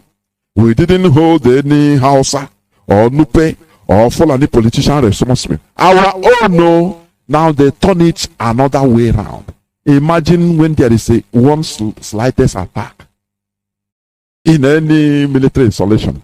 You see this Mokpe that is asking, he will the way she will increase her voice in making sure that, oh, you don't know that this belongs to Nigeria, that you know these people are not from government, you need to annihilate all of them.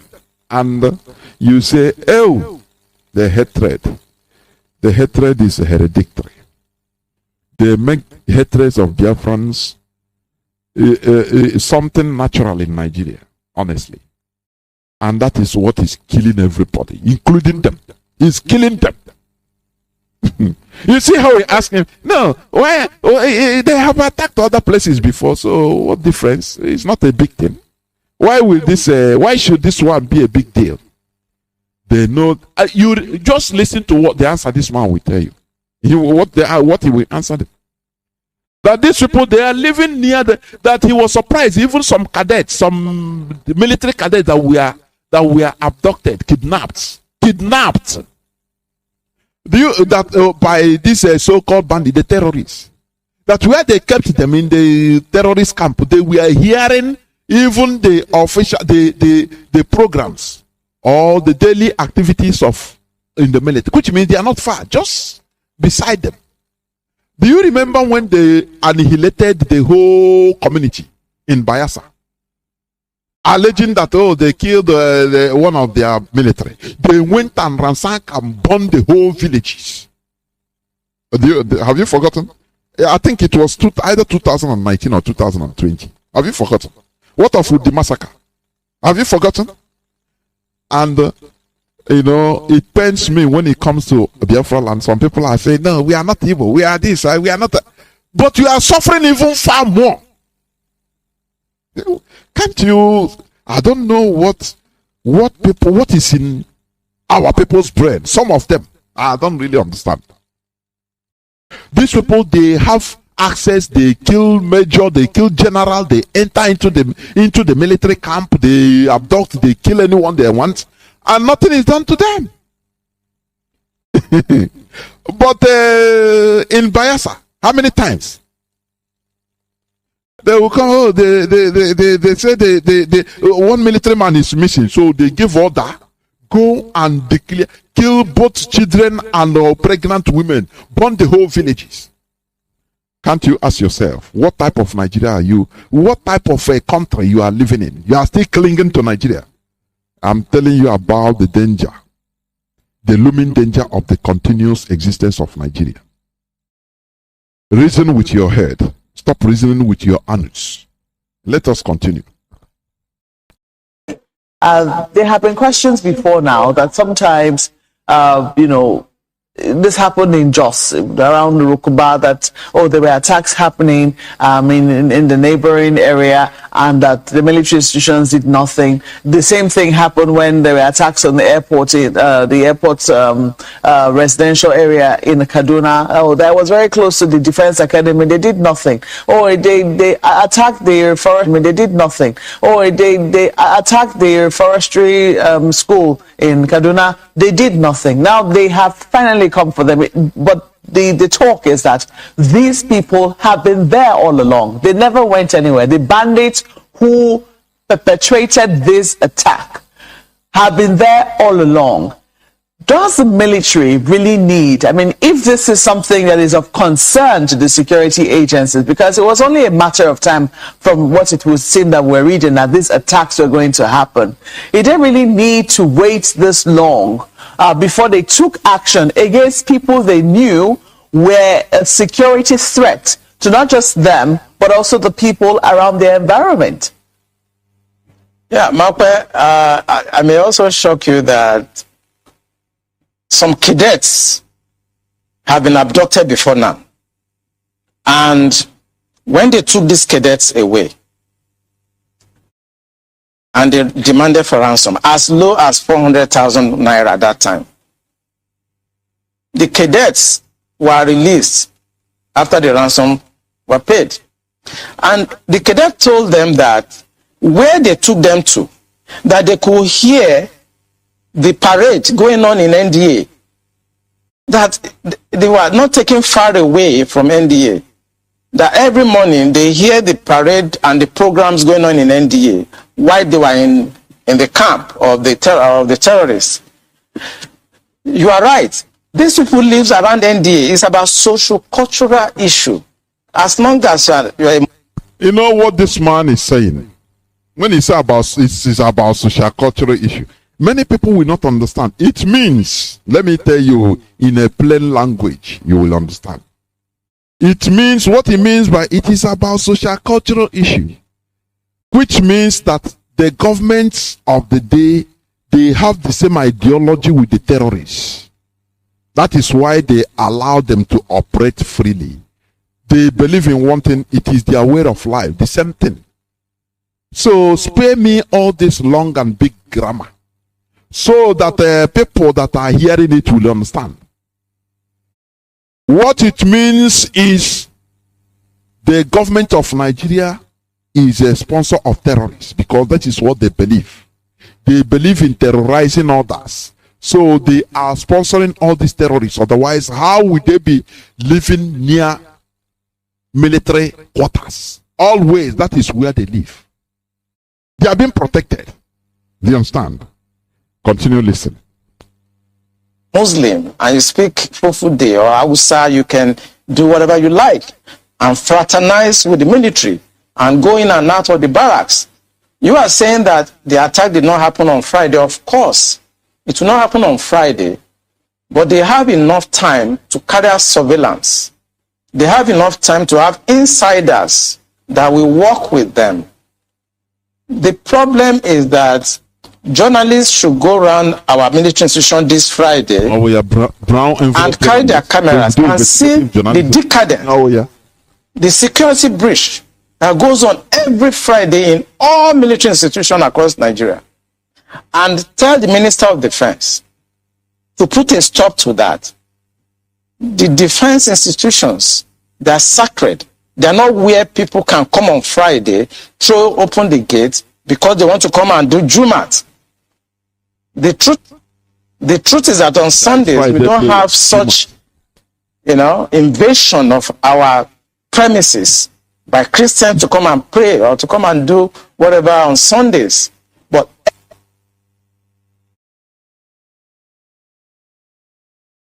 for the 35 years I spent in the military, what is happening is not being digital. We must listen. I'm telling you, it doesn't matter. Intelligence. If you go to Tego Barracks in Apapa, is this? We must go on. Instead, I use another system. I'm telling you honestly, this is not something we just sideline. This is a very big revelation. If you go to Tego Barracks in Apapa, it's the same. If you go to Tego Barracks in Apapa, it's the same. The Tego Barracks is where I was trained as an intelligence officer. It's the same. On Friday, they will troop in. They throw it open. It's religion. It's religion. And because we must think about solution.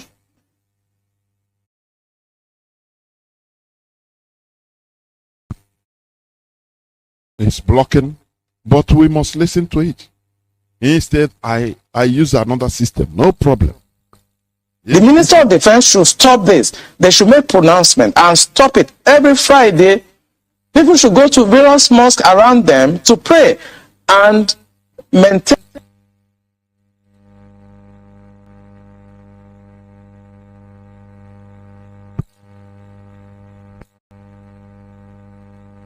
the sanctity.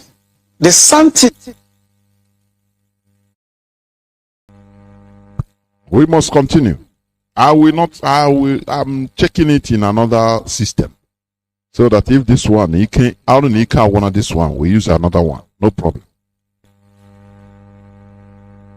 Because the revelations made here is a confirmation to what of our was military just said. institutions.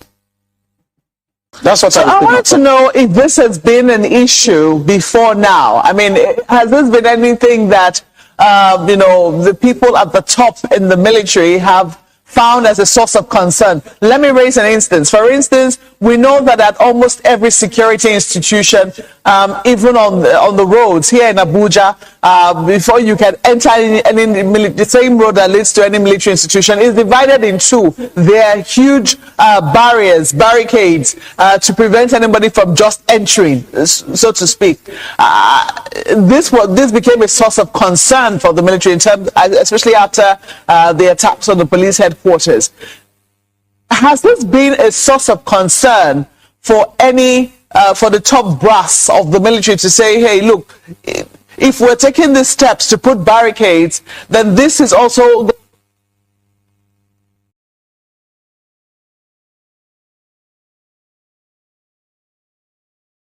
going to be a source of concern for us? What can we do about it? Have they? We must continue. I'm telling you, we must continue, because there are things I want to bring out here. Elevated this discussion.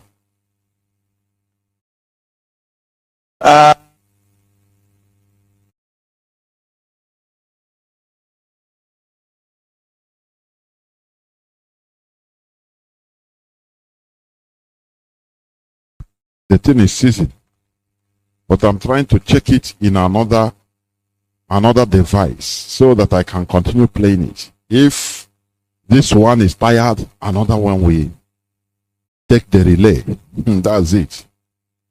We must continue. Honestly, I'm coming closer to it because I have to. At defense headquarters, every Monday, even if you go this Monday,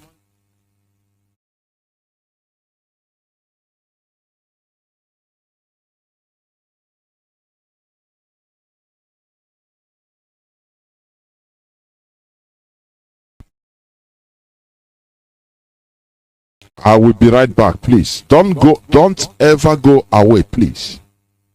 Don't ever go away. We must play this thing. So there are many things I want to bring out here. It's remaining about 20 minutes. We are not tired, please. Don't go away, please.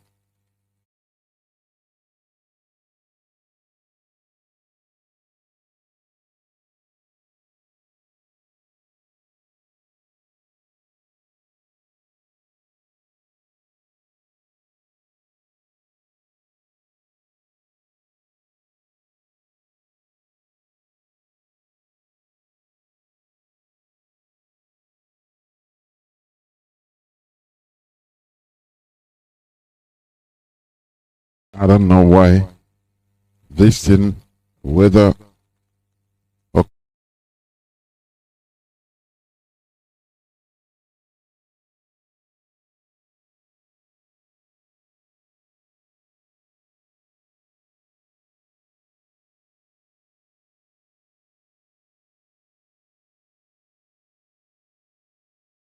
When Igbo speaking Biafrans were killed, and in Didn't even ask him. So please, we are not going to sleep here, or should be attached to truth.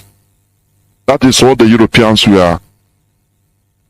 I don't know why this thing, whether okay, able to do, they succeeded in doing it to the brains of most of their people, and now the rest is history. The people rose up because they were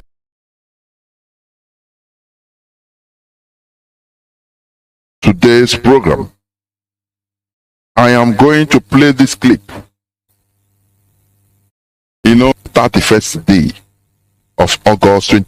The Fulani, they are very smart. They are using Islamization, putting it in front. The same way they put Nigeria, one Nigeria in front to fight against Biafra, and they captured every other people, including the Oduduwa, including the Jews that are being slaughtered today. Everybody is okay. One Nigeria, we are going. Oh, the rebels, Biafrans are rebels. Let us kill them. Oh, they must float something, an illusion in your presence, in order to rally people around. I said they Fulani, they are master planners before God and man.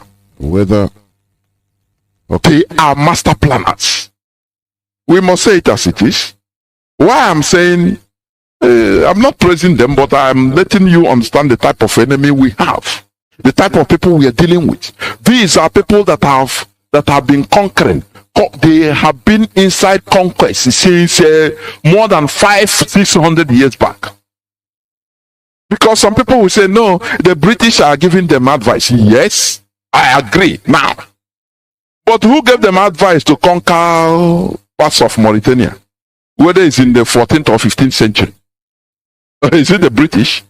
At that time, Britain never even dreamed of coming to making venture to Africa. 14th something, that is 15th century. What about their conquest of Fouta Toro in Senegal? Is it the British also? Are you going to tell me the British? No.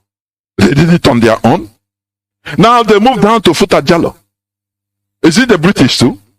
Come on, let us call a spade a spade. These people, you see them, you say, they don't know anything. They are illiterate. Come on, how do you define illiteracy? What is your definition of illiteracy? Is it somebody that doesn't speak a Queen's English? Is it somebody that doesn't speak, is it French? Or Dutch? Any European language? You say, no, he's an illiterate. No, sir, no, ma. No, sir, no, ma. You can be a genius without even hearing come. was having some In English, neither any European language. The same way the Chinese, the Japanese are. They are genius. So what am I trying to say? Don't be deceived when you see the Fulani. Oh, they are cattle headers. They are this and that. Today, they are using everything at their disposal in order to Fulanize everybody. Let us continue, please. My voice is coming out clear right now. Let us continue listening. Then this is also going to be a source of concern for us. What can we do about it? Have they elevated this discussion? At defense headquarters, every Monday, even if you go this Monday coming, you see they're always there to discuss intelligence and security brief. We discuss all topics there, including the issue of Muslims gathering every weekend. All those barriers you see at defense headquarters. And that's why I'm talking to the media. They should go there on Friday. The barrier is no longer there. It's open because it is Jumat. And this is when they come to carry out surveillance. If you look at what happened in Mogadishu Barrack, it was the same. There was a time they went there and blasted the place and killed a lot of people. It's the same people that are allowed to have access on Fridays and become members of the mess because they are, it's a social cultural issue. So I think we should begin to look, the Minister of Defense should put an end to this because for 35 years of my stay in the military intelligence, it has been the case. And now you are out. You see how trickish people are. What he cannot solve. Now he is out. He's calling, please, the person here now should make this, should end this thing. And he cannot do it. He couldn't do it when he was there. Do you see how Nigerians used to? Do you see why Chuku for Nigerians are honestly? Do you see the reason? Hypocrites. Instead of saying that this thing cannot, 35 years you cannot do it. You don't even dare try it. And now you are no more there. You are telling the person that is there now, okay, can't you have to put the thing to an end. Do you see how dishonest they are? Instead of telling people that, look, that name Nigeria, as far as it continues existing, that thing will continue. Because this is the agenda, the basic agenda of creation of Nigeria. To make the Sultan of Sokoto to be the supreme head of all religions in Nigeria, and all traditional rulers in Nigeria. The Ahmad Bello and Tafawa Balewa. They gave it as a precondition in order to enter Nigeria, in order to be a part of Nigeria. And the British granted it to them with Nnamdi Azikiwe. They gave it to them, say, okay. Because they were the first people to start saying Araba. We want to go. We cannot stay with Nigeria, created by any other foreigner. We don't know these people that you are putting us together. You don't know the Southerners. And Azikiwe started begging them, what do you want? Even Awolowo warned Azikiwe that let us find our way. Say, what? Wait, we can tame these people. Don't worry. You know, Igbo man on mercantile way. Don't worry. Once we, you know, these people, they don't know anything. We maneuver to manipulate them before we know we will be doing business in their land and everything. We have controlled everything. They don't know the people they are talking with. Do you understand? Now, as they were talking, Zikiwe is talking his business, only concern his business. He didn't put eye to the ground to think, to study history, study about these people. These people were busy. Tafawa Balewa negotiating with Britain, say, look, if you want us to be Nigeria, we must be in control of their religion and tradition. And Britain said, take it. These people, these Southerners from the equatorial forest, they don't know anything. Don't worry. Take it. They say, okay, you must add Benue or other parts, which we call Benue and Plateau, Middle Belt. Add it to be part of North and let it stick. And Britain said, what are we? These people, their mindset is only to make immediate gain. Take everything. Don't worry, we work together. We know that you have been conquering since 500, 600 years back. We are the same. Take it. And Azikiwe was looking for the benefit he's going to make now. Now we control everything. You understand? You know, we are sharp guys now. The same way we are professing, we are wise, we are intelligent, and we don't understand even the handwriting on the wall. I know not but we are so wise. As our brother, one of our brothers, we ask him, let us accept that we are stupid so that we can make amend. So that we can think and say, okay, let us come. Let us be wise. Let us try whether we can be wise. That is what's played on. Continue, please. Both naval institution, Air Force institution, Army institutions, even the Department of State Services. Once it's Friday, the gates are thrown open. And people come from outside. And there'll be no space. They'll be all over. If you go to Defense Secretary on Friday, this Friday, you see them littered everywhere. This conversation is usually quite tricky. I mean, people listening, some might take different perspectives to it, thinking, oh, is this a religious thing? Is this an ethnic thing? They ask, is it only Muslims you have in the military? Is it only people from this certain cultural, heritage that you have in the military? And I'd like us to tackle the issues. You have mentioned what you have called the core, as it were, of the problem. How do we tackle this without viewing it from a religious spectrum, an ethnic spectrum? Because you know well, Nigeria is quite, polarized across, these groups, ethnicity and religious. How do we tackle it without coming off as though you're inciting people, on those lines? You see, one thing I discovered in this country is that when it comes to religion, everybody is very sensitive. But the fact I have laid bare is from the experience of 35 years of military intelligence. So I'm not coming to the air to whip up sentiments, no. I have been in the system. I work with Abacha government. I work with Babangida government. I work with Abdul Salam. I work with Yar'Adua Obasanjo. As a core insider of operations, I belong to a group of people that you are not supposed to see, people that you are not supposed to hear. Because we have 3 classes of military officers. I belong to the wars group. I lost my family because my family does not have to know where. Do you hear what he's saying? that he belongs to a shadow. You know, in a country there are shadows. There are shadows.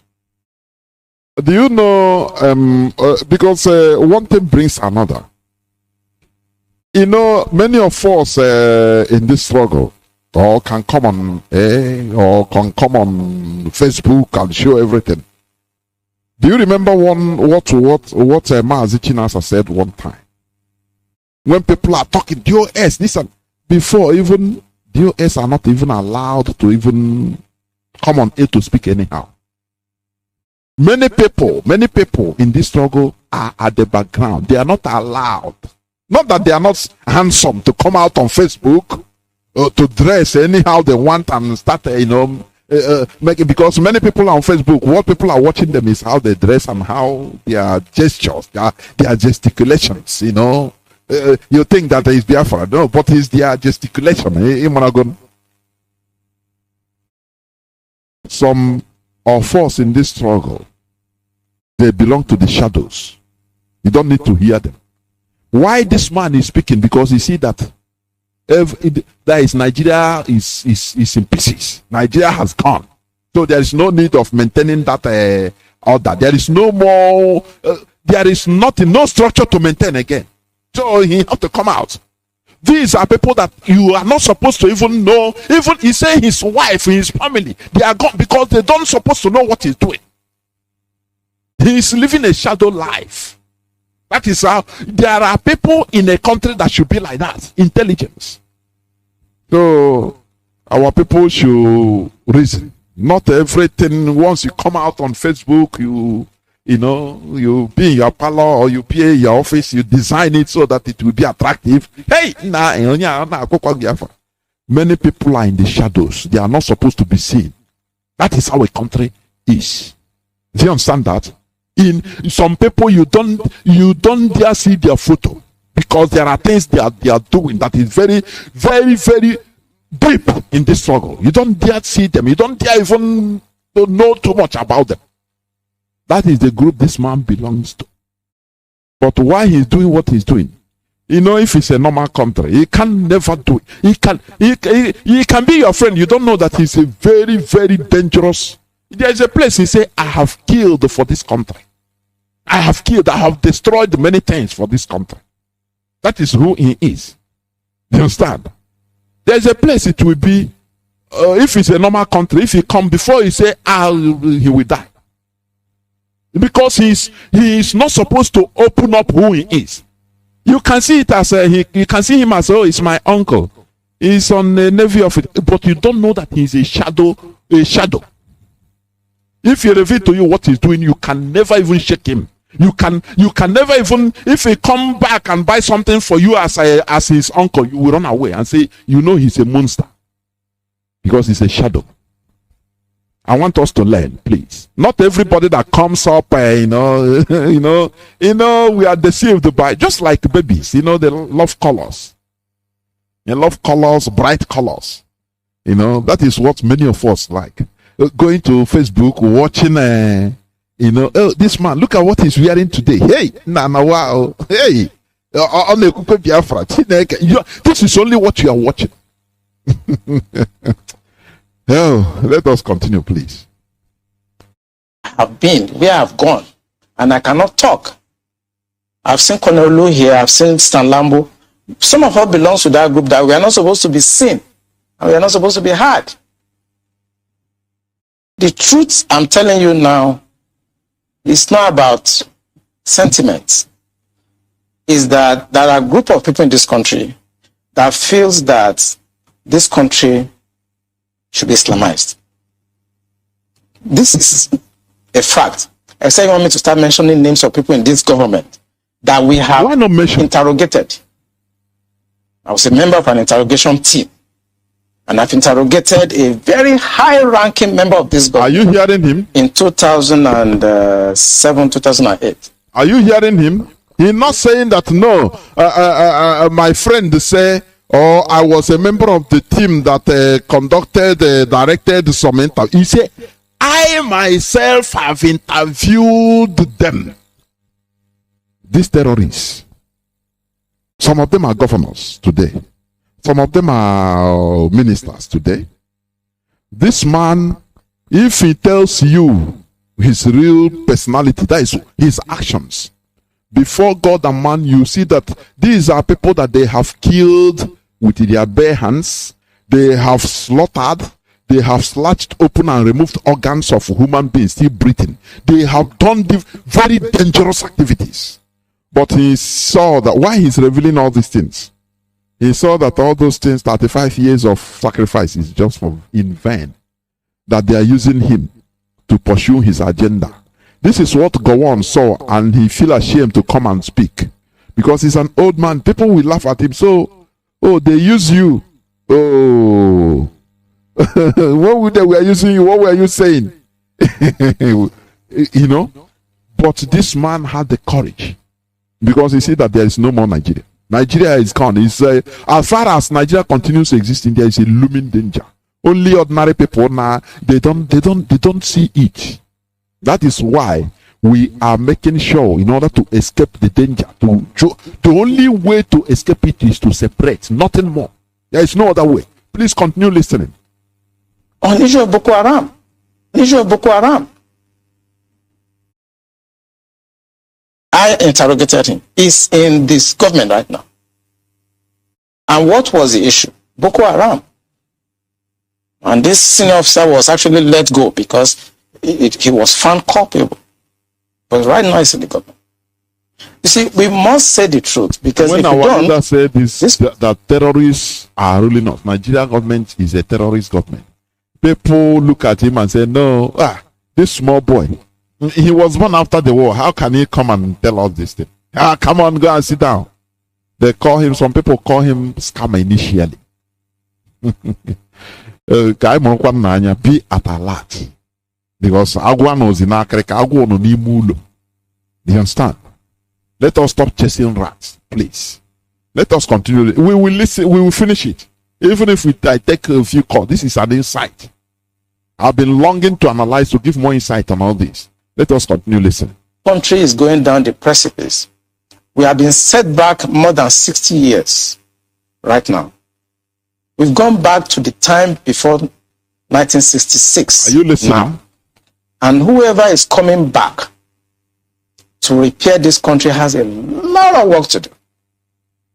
Are you hearing? That's why, when you see a slave who's talking about the Igbo presidency, I laugh. This man said that this country, Nigeria, has gone back before 1960. Now, what is, I think Peter Obi said, people are telling him to come and become a Nigerian president to fix it. He said, Nigeria is just like a car. The car has engine problem, and the engine is finished. And they are telling you that all they need is change a driver. What will a new driver do to a car that its engine is perished? What will a driver do? That is why these Igbo Fulefus, they are the most used, these politicians of Igbo extraction. Igbo presidents, what can you do? What will you do? They will carry everything, give to this you, and everything will collapse completely on your hand, and now it will bring more acrimony to Igbos, even that you are the people that spoil Nigeria. Don't you see it? But they will not see it because their eyes are, when fly is hearing an order, he don't care. He will go there. He doesn't care whether you are pursuing him to kill him. He doesn't care. He must go to the source of that order and take a bite. In the process, if he dies, he doesn't care. He will not hear until he dies. That is what this Igbo Fulefus, just to be the president and loot. You loot and become honorable. The same position of Nnamdi Kanu. I want to be a president. The British say, okay, we will make you a president. Don't worry. Which car you want? That big one. He said that biggest limousine. He said, okay, don't worry. We provide you 5. Only for you. If you can be in 5 at a time, we will provide for you, okay? He said that's the only thing I need. So that people will call me. His president, His Excellency, the President of Nigeria. Even if Okpokoro drawn, he don't have no single power. but only that praises and become president or go. That is what Igbo politicians sometimes, if I look at them, I say, which kind God create us now? Which kind God create us? We don't reason profoundly to understand what is this thing going to be? Where is the end going to be? What is it going to end us? Where is it going to end us as a people? Oh, presidency. Igbo presidency. And you're a Nigerian, but you are looking for Igbo presidency. Does it make sense? Continue listening, please. Been polarized, so we cannot run away from it. We have never been this much polarized. I'm a federal person. My mind is federal. My brain is federal. My loyalty is federal. I do things for the federal government. You don't know when it come out in his mouth. I kill for the federal government. Do you know what it means? For somebody to come on the national television to say, I kill for the federal. You know what it means? Maybe it's one of the people that destroyed Udi. You don't know? Maybe it's one of the people that killed, both pregnant men and women in Udi. Let us be at alert. So I cannot come here and try to be sentimental. No, I'm a federal person. So will your life be at risk now that they're hearing you? I don't care.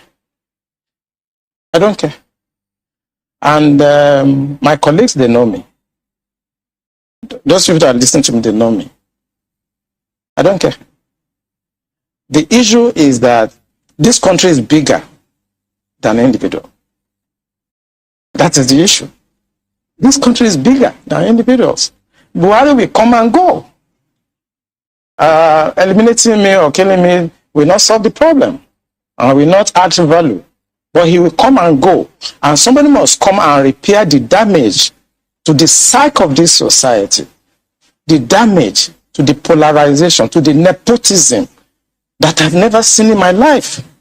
I work with all these presidents. This is the worst situation I've found myself.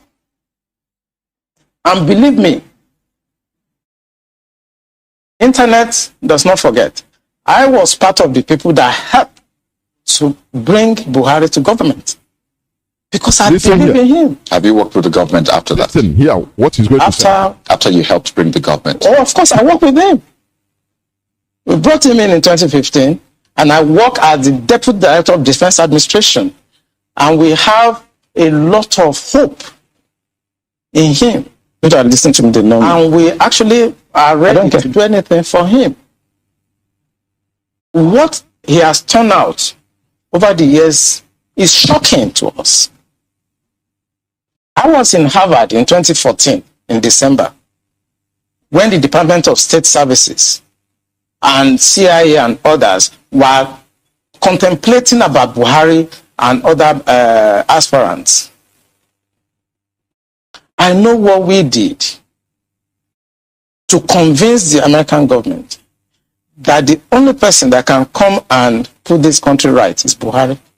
You see, I want you to learn something here, oh ye Nigerians. And not only, Biafrans, but every other so-called Nigerians or indigenous population.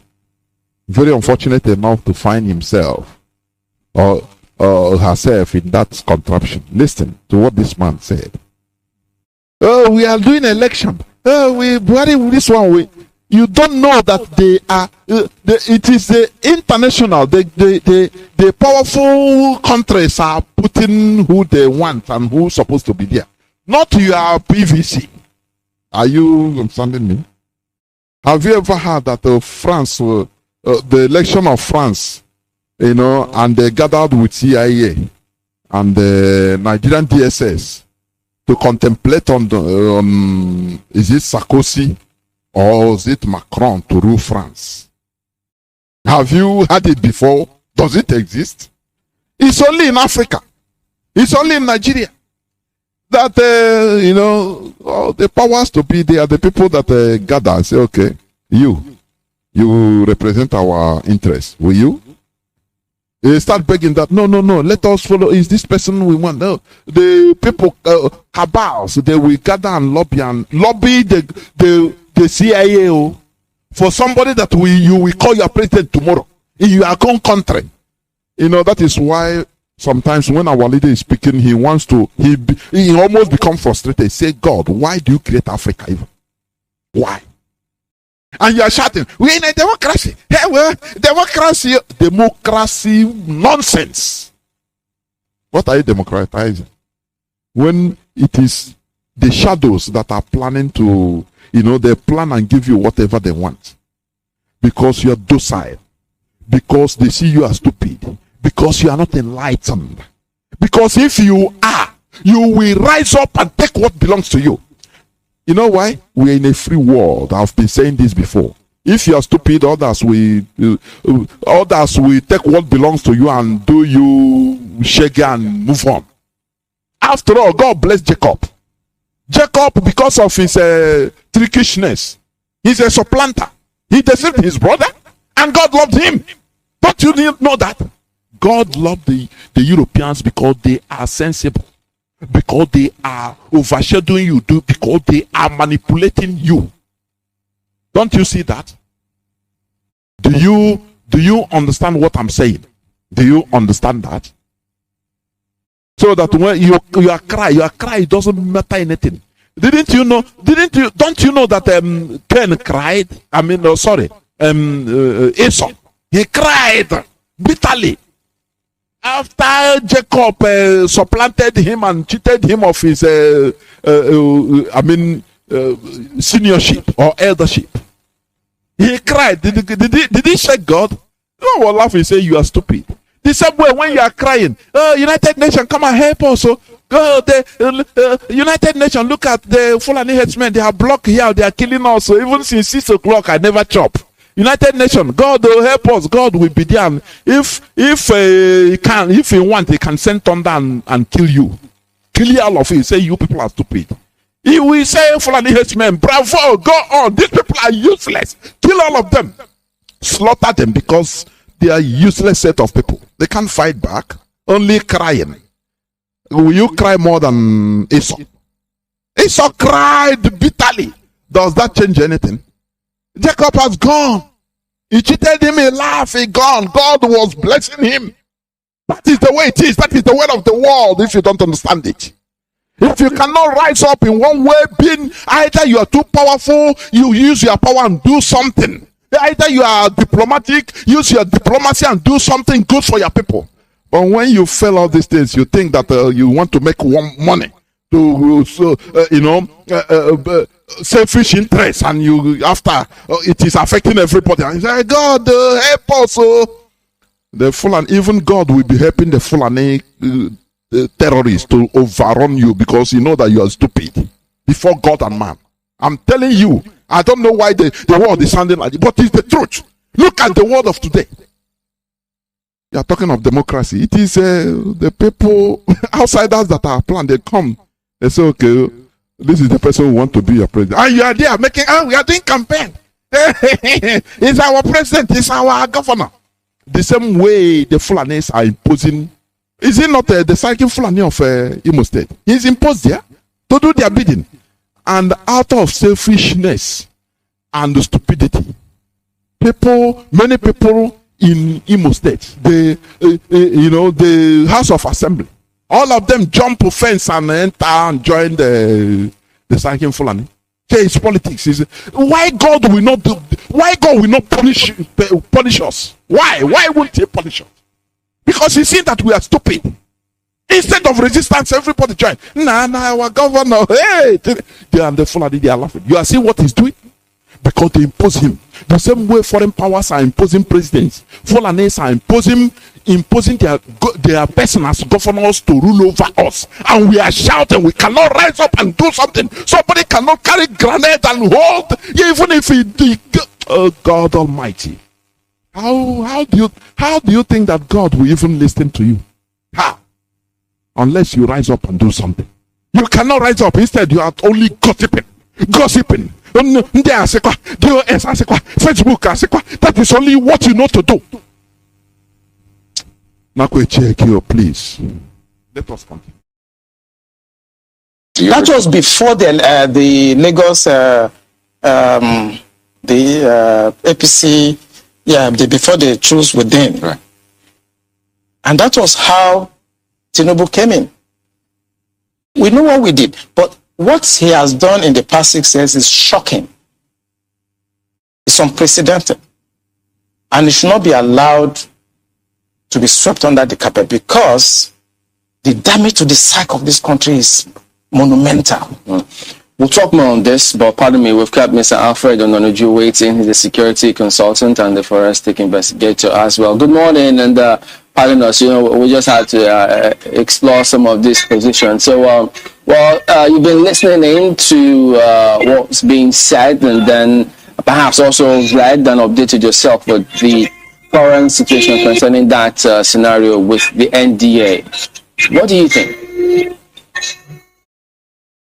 First, let me thank my dear brother as a patron. He's speaking to jump this not to impress anybody. He's speaking as a patriotic Nigerian. Patriot. He's also expressing his experience at times.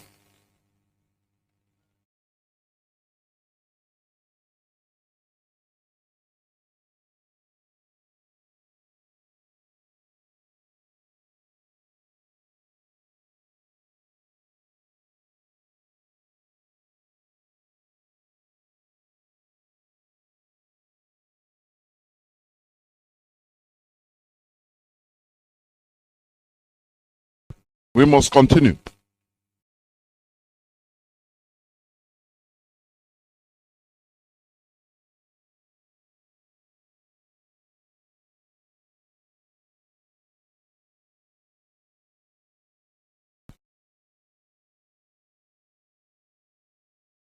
Most among the CCTV was snapping at that time. So if you look at all the chain of events, what does that tell you? If you look at all this chain of events, what does that tell you? Yeah, I think We must listen to this, honestly. It's finishing. We must listen to it. I make it because this is not something we... when I come to tactical operations, the most important element for us is surprise. It doesn't matter whether they are Look at all this chain of events. What does that tell you?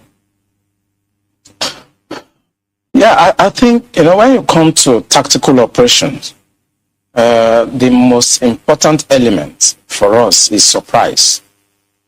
It doesn't matter whether they slept off, whether the people that are supposed to be... at that time, 1 a.m., they know that they can achieve the element of surprise. Even if after 30 minutes of their invasion of that environment, it will take a lot to be able to respond to such an attack. So don't start looking for who to blame or who to... It's just with the view to correct some of these things. Are they supposed to be sleeping in the first place, manning CCTV camera? For an attack, I've conducted attack in Niger.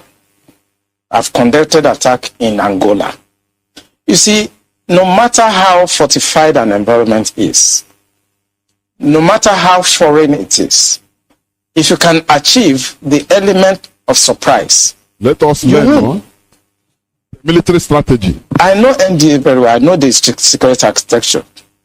Even if by that time, 1 a.m., they want to respond to that, I know the process. The weapons are in the armory. You need to go and open the armory and start signing. The bandits is not going to allow that to happen. They continue to fire and continue to follow up. And you cannot respond. In any response, you are going to be caught by bullets. So it's not about what... Are you seeing how this man is trying to cover also? Because when you tell me that a whole military cantonment will be overrun, by some terrorists and he's defending them. That, oh, you have to, which means there is no hope. We should learn also. You understand? Because you cannot tell me that there are not enough weapons outside in order to chase away Maruedas. Is absurd. This man is saying all these things, coming out to speak. For him coming out to speak, you know that there is no more Nigeria. That Nigeria is served for 35 years, killed, slaughtered people for. That it doesn't exist any longer. That is why he come out from the shadows and start speaking. Even as he's speaking, maybe if his wife is listening, the wife will surprise. The wife will say, or if I is an ex-wife, he will say, so I was living with a monster. I didn't know. That is how it should be. Let us continue listening. Happen at 1 a.m. Gentlemen, it's about what has been happening for the past 2 years. 3 years. What has been happening for the past 2 years. 3 years. Where these people have been having access, unfettered access to NDA. And they carry out their surveillance. And they know the right time to strike.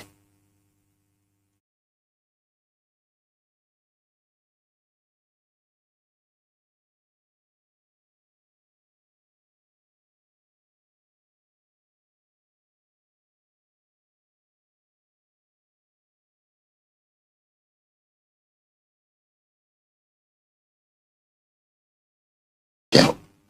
It will always happen. There will always be insiders. If you look at the intelligence estimate globally, there are two variations. The variables are the hostile intelligence service, which is external to that country, and the domestic subversive organizations that is embedded in that country. Nothing evil can happen to a nation without the insider within that nation collaborating with the hostile intelligence services that is outside. It will always happen.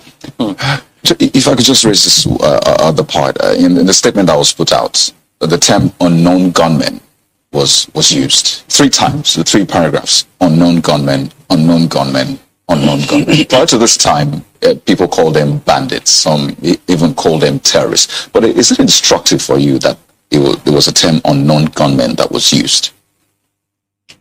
It's deliberate. I'm sorry to say that the media is part of our problem. Of course. No, I'm talking about the statement from the academy itself. No, I don't want him to go there. But he will go there later. What our leader have been shouting since. The media in Nigeria, they are the problem. Why people are docile. Including the religious centers. Continue listening. Actually, the academy also have to use that word to avoid reprimand from the higher authority. I was the commandant of Defense Intelligence College, and I know that at that time there are things I cannot say. If you term them terrorists, it carries a lot of weight. Listen. And you can be reprimanded for that as a commandant of NDA. So he's going to... This is why they are calling them bandits. It is a highly calculated agenda to call them bandits so that, when you see here armed robbers attack in Ogun State and they collected one mobile phone, you call them bandits. Oh, these hoodlums, these bandits. And you hear, oh, hoodlums, bandits also shot down Nigerian jet in Zamfara. Nigeria Air Force jet. All of them will be classified as the same. Whereas those so-called Fulani bandits, they are organized terrorists that are working towards an agenda of Fulanization. People in the government are sponsoring them. The government of the day is sponsoring them. But they are using names to confuse everybody. Do you see the agenda? Continue listening. Be very careful to keep on using that same term that is safe to use, because there are legal and other implications when you term a group terrorists. But I want to say on this channel that those people are terrorists. And if the government of Buhari is serious about putting out. Rufai said they are businessmen. Sheikh Gumi, all of them, Ganduje, they say, no, these are businessmen. And the media is calling them bandits. Do you see how evil Nigerians are? They are conquering themselves, offering themselves in a very good place. Already, they cooking themselves and say, Fulani, take us. Because of the interest, private and personal interests of very few. These people, these journalists, they will give them brown envelopes. Thank you, sir. You are going to this holiday, you'll be in Dubai at any hotel of your choice. Oh, thank you, sir. Alhaji, thank you, sir. You don't know that he's doing it for you to continue cooking yourself, cooking your people, deceiving everybody, offering yourselves to the Fulani Caliph. But you are living big. And now big journalist, so you go to Dubai. From Dubai, he went to Cancun in Mexico. I had a nice time there. I was in California. I saw. You don't know that all these things they are just they are just giving you these illusions in order to use you. Before you know, you are no more where you're supposed to be. You have done irreparable damage. Do you understand? Please let us go on. Meant to what we are saying, he must pronounce them terrorist organization. Because once he does, it carries a lot of weight. And the reaction of the armed forces where I belonged to before will be completely different. What was the point you were going to make about the media? There is nothing that is going on today that is not actually tainted by the media. How? And that is why I have to come here and make bold to say what I've said. The media also know 80% of what I've said now, but they will not publish it. They know. I work with journalists. I was Deputy Director of Foreign Liaison at Defense Intelligence. I work with journalists. I was Commandant Defense Intelligence College. I work with journalists. I train journalists in intelligence operations. They know.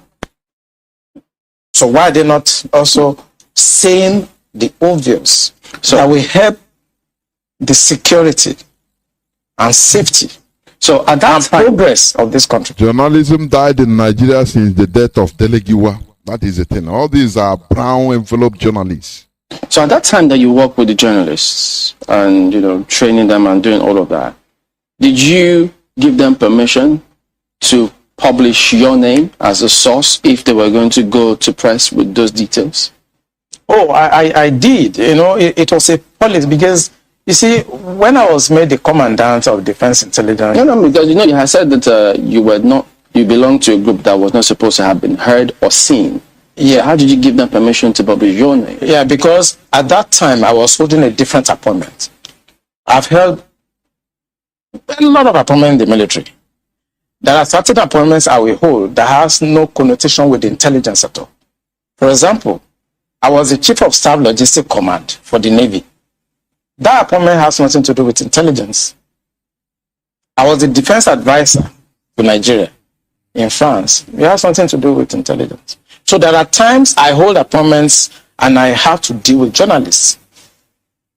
And I must tell you, I can mention some of them, Mohammed of NTL. I trained them because I wanted them to understand that military intelligence is not like a cult. I exposed some aspect. Even though most of the documents are usually top secret and they tell you can't publish or even access the document. No. There are places you process top secret. I mean, if you want to talk about document security, it's a lecture of itself. You have unclassified materials, you have confidential materials, you have secret materials, and you have top secret. There are processes. It's an area of military that you need to do a lot of training. So when we bring journalists in and talk to them, we ensure that they don't see unclassified materials. And it's just for them to understand how the system works. Basically, if you go to Afghanistan, if you go to Iraqi, you see journalists embedded with the military. But it's not the case here. I think I tried to encourage you when I was the commandant that we should allow journalists to have access to some of the things we do so that they can say it as it is. Because when I conducted the operation in 2007 in Angola and I came to Nigeria, what you read in the newspapers, what you hear on television and what you see are completely skewed from what we were doing. So, are you hearing him? That's why they lie. They will, from there where they are in the office, they are in their offices as journalists. They will call anything that happened. They will call to hear the official version, and they will tell them anything different from what is happening. That is why in our land today, the military will come and abduct and kill innocent people going their boys and girls going their various businesses, and before you know, they will put gun on them. These are unknown gunmen, and they call channels. Oh yeah, come and watch the video. The one that they abduct, that they beat, just for nothing. People that were going about their businesses. They will invite the journalists. Oh yeah, come and ask them. Okay, how many people have you killed? This one, because he's afraid. They threaten him if you don't say something to the public, to the journalists, something that is incriminating. We will kill you. If they go, we shoot you and you die. They will say, okay, I have killed 10 people. Okay, how do you kill? Do you start by chopping off the hand? Rubbish things. Investigation in the public, by journalists. You know, asking as if they are the judges. You see what is going on in Nigeria. Let me finish up. He's almost finished, because there's something he said at last that, you know, I want everybody to hear. Please. Why did they want that to happen here? To embed journalists?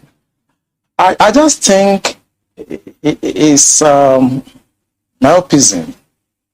We have a lot of illiterates in the government that don't understand that hiding things in this 21st century doesn't work anymore. They try to hide informations, and they try to protect what they think is corruption to me. That's why they don't allow journalists to actually access some of these things, because this is the most corrupt country in the history of this country right now. Are you hearing from the horse's mouth? Well, sometimes, you know, there are questions as to what usually will happen. I mean, in terms of, before you went into the journalistic exploration and how the media is sometimes a part of the problem. And, you know, I think there's an ongoing conversation in terms of how the media can be can be a source of support to the military rather than a hindrance. But before we went into that discussion, I think we're talking about something else. And for some reason now, I think that has finally escaped me. But moving forward, because we're talking about the language used there, the fact that they were branded unknown gunmen, and the fact that even though it was a very short statement, it was used 3 times, in that I think that there was some attempt to try and reinforce the fact that these are unknown gunmen in that very short statement. But I'm wondering, now that this gentleman, the officer who was taken, has been murdered and his body has been found, do you think that there is any hindrance now stopping the military in going after these people? Because in many places they will tell you that people will always dare. I mean, we've seen attacks that have been very daring, even in the most developed places that are considered very developed countries. The difference between there and here is that when you do dare that sort of attack, the chances that you're going to come home or go back or go scot-free are very slim.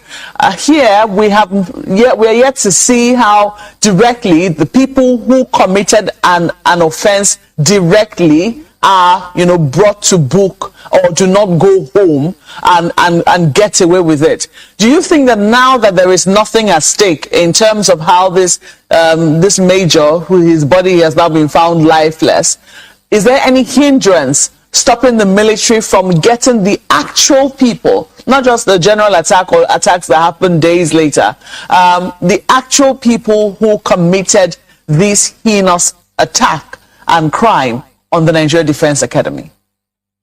Yeah, I think they're going to get them. No doubt about that. Few days, few hours, you are going to hear that the military will get them.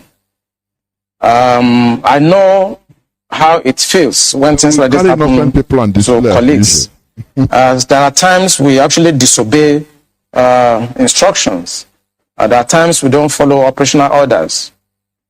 When our colleagues are killed in a disgraceful manner like this, since we know we have irresponsible people at the policy level, there are times we don't listen to them. So I can assure you on this station that the military will get them, they will go after them, and they will hunt them down. And they're not going to follow all these mullah, imams, and all those people that feels that it is their birthright to Islamize this country and destroy. This man, what he saw made him to come out to become blunt. It doesn't mince words again. Do you read the way he's speaking? It doesn't mince words, because what he saw terrified him. A very big disappointment of 35 years that what he is being used in order to advance the agenda of Satan, just the Fulani Caliphate. That is why he come out. The essence and the fabric of safety, progress of this country. So the military, they're going to disobey, they're going to go out after them. And as I repeat, in a few hours, you're going to hear, they're going to get them, and they're going to deal with them. Okay, just one more thing as we wind down. What would you advise Nigerians? I mean, they've listened to you, several things going through different people's minds now. What would you advise them to do in terms of, in the light of all that is going on, how should they conduct themselves? What should they do such that we all can have, at least contribute in whatever way we can to our country? Which people are you referring to now? Nigerian citizens who are not perhaps in the military. Regular citizens. Are you talking about the civil society? Civil society. What they should do? Yeah. I think what they should do, for me, the failure of governance is dependent. It's like a variable. When you do a simple linear regression, the failure of a government is dependent on the failure of the civil society. Are you listening? I will make this in a topic one day, in nearest future. The failure of the government is dependent on the failure of the civil society. We shout, hey, the governor, they are not working. The government chairman, they are not working. They are dealing with us. Sometimes I ask always, I say, these people, do they come from another planet? The government or the governors and politicians you are having, it reflects the type of people you have. QED. Nothing more. This man said it all. That is why I want to reach to this end. I love intelligence, honestly. As our leader said, we are attracted to intelligence. This man, he killed it. So that when you start blaming, they are this, so they are receiving bribe. They have gone. This our head. They have gone. This our elders. This our this our elites. They are receiving, and you ask yourself, do they fall from heaven? You that is asking, talking, complaining. If they come for you 1,000 naira for to go and vote for, to sell your conscience, say you are voting. Are you not following them? Is it not the same thing? Do you think that if you go and if you are inside in their shoes, you do it a different way? That is what it means. These people, they are reflecting the type of human beings, the millions of people. That is why when international community, when they look at Nigeria, they say this is a disgrace. They don't only look at the politicians because they know that their politicians are a reflection of the character of the people. Because they come from the people. Do you understand? Look at in the village. Just I give you little examples so that you will think and reason. It's very simple. It's not rocket science. Look at in the villages, local politics, village politics. When your villagers will contribute money or even in a meeting, you maybe you are one of the executives. You go and buy wheelbarrow. They send you with money, with village money. You group of executives to go and buy wheelbarrow and cutlass, maybe 10 cutlasses, so that to clear the bush on the roadside. As a village, you people go, the wheelbarrow, everything was maybe 50,000. You people say your expenses, maybe transport, everything. Put it another 20,000 or 30,000. Now it's 80,000. You people, 5 of you will collaborate and say, oh boy, wow, we not gonna make money. I beg, make we write it, say expenses, everything. This wheelbarrow, make right receipt there now. 350,000, everything at 500,000. Everybody will pocket 50,000 or 70,000.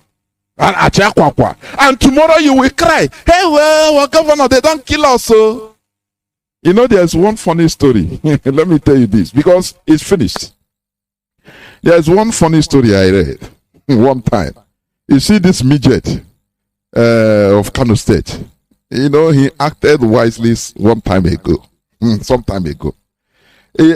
a critic of his as a governor.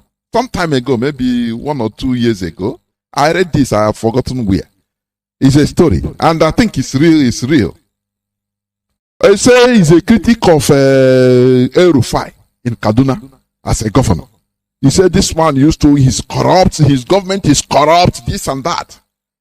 I think the man is a teacher or something like that. They say this El Rufai invited this man one day. Say, come to governor's office. I want us, no matter, it's politics. I want us to have a chat. Do you understand?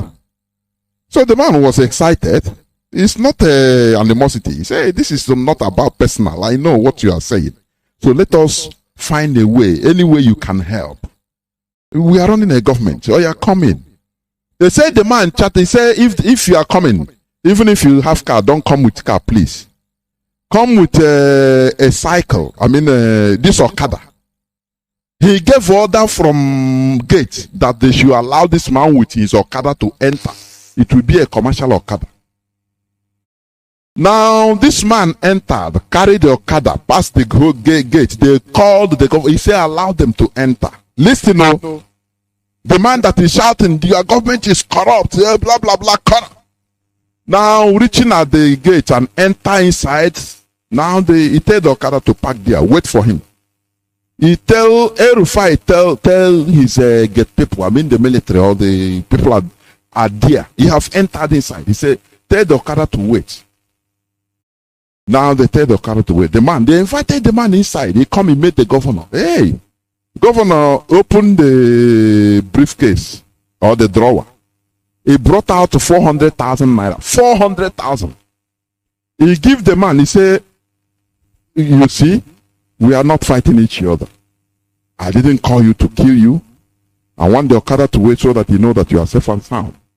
Nothing. I want us to have a frank discussion for you to give me your idea about how to run the government so that it will, as you are not corrupt. But meanwhile, please, as you are here, the camera, everything is here. Everybody knows that you are here, so I'm not killing you. Take this 400,000. Go outside the gate where you park the Okada man. Give him the 400,000. Tell him that at least today he enter governor's office. At least his life will change a bit, no matter what. You give it dash to him. Say, at least you carry me, come here, make you enjoy small. This 400,000, take it. Give all to the Okada man. Give all. Don't worry. Do you know what happened?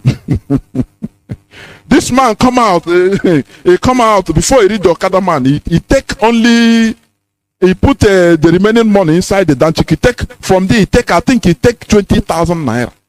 20,000 naira. He remove it. Reaching the Okada, he say, maybe the Okada man, their normal price, maybe 1,000 or 2,000. He gave the Okada man 20,000 naira. He say, governor give you 20,000 naira. Say, as you enjoy, make you, hey, the man was happy. He said, you can go. Now, this man put the other money inside his danchiki. Somebody that is shouting corruption. Oh, hey, corrupt. Everybody corrupt. Now, this Okada want to go out. And this man entered to meet the governor. He said, you have given him the money. He said, everything. Oh, God, don't give him all. He said, okay, thank you. He ordered, El-Rufai ordered the main gate to stop that Okada man. And they stopped him. They asked him how much this man gave to you. He said, me, I help you. Governor gave me 20,000. He said, he gave you 20,000 naira. He said, yes. He said, bring the man back. They brought the Okada man back. He met with two of them. He said, look, in the presence of the Okada man, he said, look, since all these months and years, you are telling me that I am the most corrupt, I am this and that. You are bringing proof to the media, everything. Look at simple test. I give you 400,000 to give to this man, and you only gave him only 20,000 naira. He said, you are garbage. Come on, move. If I hear you speak again, I thought that you are a human being. I wanted to work with you, but I don't know that you are garbage. Get out from here. And he carried the 400,000 from the man and give it to the Okada man. Say, move. That is it. So what am I saying here? When you are shouting, oh, our governor, they are corrupt. Ask yourself, if I'm in their shoe, am I going to behave like them? Am I dignified? Can I be bought with money? It's a rhetorical question that you should ask yourself, please. Therefore, this is where I'm going to open my line. But I want to tell Biafrans, as Kokondem have been saying in former Radio Biafra, Morona anya, onye ndiro gbara gburugburu na-eche ndụ ya nche. Sometimes what you think, all that glitters are not gold. You don't allow your sentiment to overrule your sense of reasoning. Do you understand me? You know, our leader said during his broadcast, he said, Biafra, IPOB should be people that, when you look at them, they have understood you. It's not everything that we should start explaining. Moronanya, there are many ways our enemies are working. Sometimes they work even the way you cannot understand, the way you don't think. But this man made many revelations. That is why I took it as a duty in order to analyze and give more insight to it. We must continue. I will go on a few minutes breaks, and when I come back, I will open my line. Just rising soul. My line for few.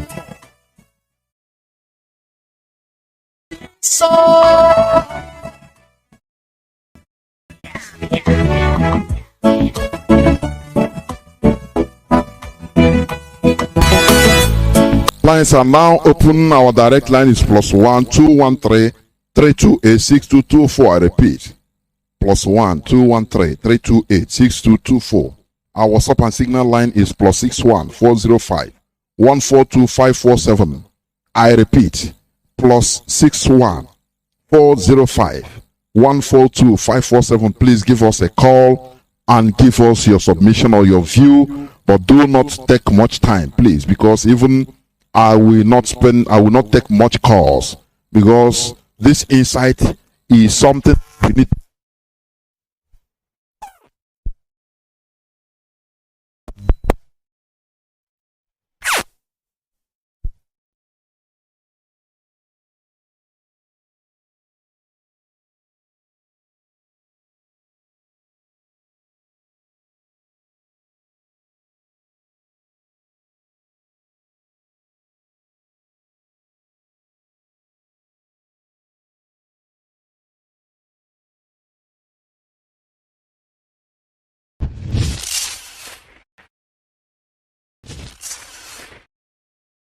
Hear it online on your mobile. This is IPOB Community Radio.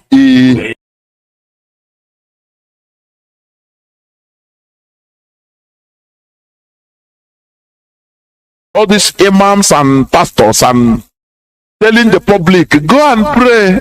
Maybe it's God, though. We can't do nothing, though. It's God. And you see zombies trooping to the church and mosque and the ordinary prayer, every other prayer grounds or religions. Stupidly praying. Oh God, come and help us. God cannot help you.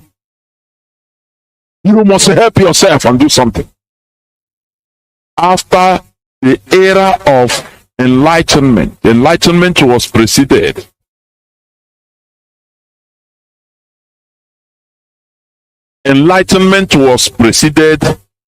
by era of discovery.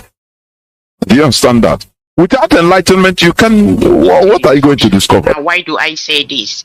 There are politicians planted in our midst at the moment, and their job is to make sure that IPOB is destroyed. We know that what Mazi Nnamdi Kanu has is our fellowship. Now, the moment the zoo realize that that fellowship is divided, they are going to deal with our leader. And that is why the politicians in our midst is working so hard to make sure that they achieve. I want to let IPOB members realize this and they rally around behind Mazi Nnamdi Kanu. The only currency he has is our fellowship. The moment the zoo realize that he hasn't got that fellowship anymore, they are going to deal with him. Now, I want IPOB leadership to distance themselves from politicians in our midst. These politicians are responsible for the 90% of problems they are making out to look like IPOB has problem. IPOB among themselves, they have no. Am I still coming out clear? Yes, you went off a bit, but now you are back. Go ahead. Okay, let me round it up so that I will not be cut off again. What I am trying to say is that IPOB leadership need to rise up now and distance themselves from a certain politician in our midst at the moment who is causing the problem the world is thinking that we are having. We are not having any problem, but this politician in our midst is making it look like we are having a problem. He is causing this problem, and I think we know who I am talking about. What they are trying to do is to divide us, and in the end, they will do what they did during MKO Abiola by planting somebody like Obasanjo.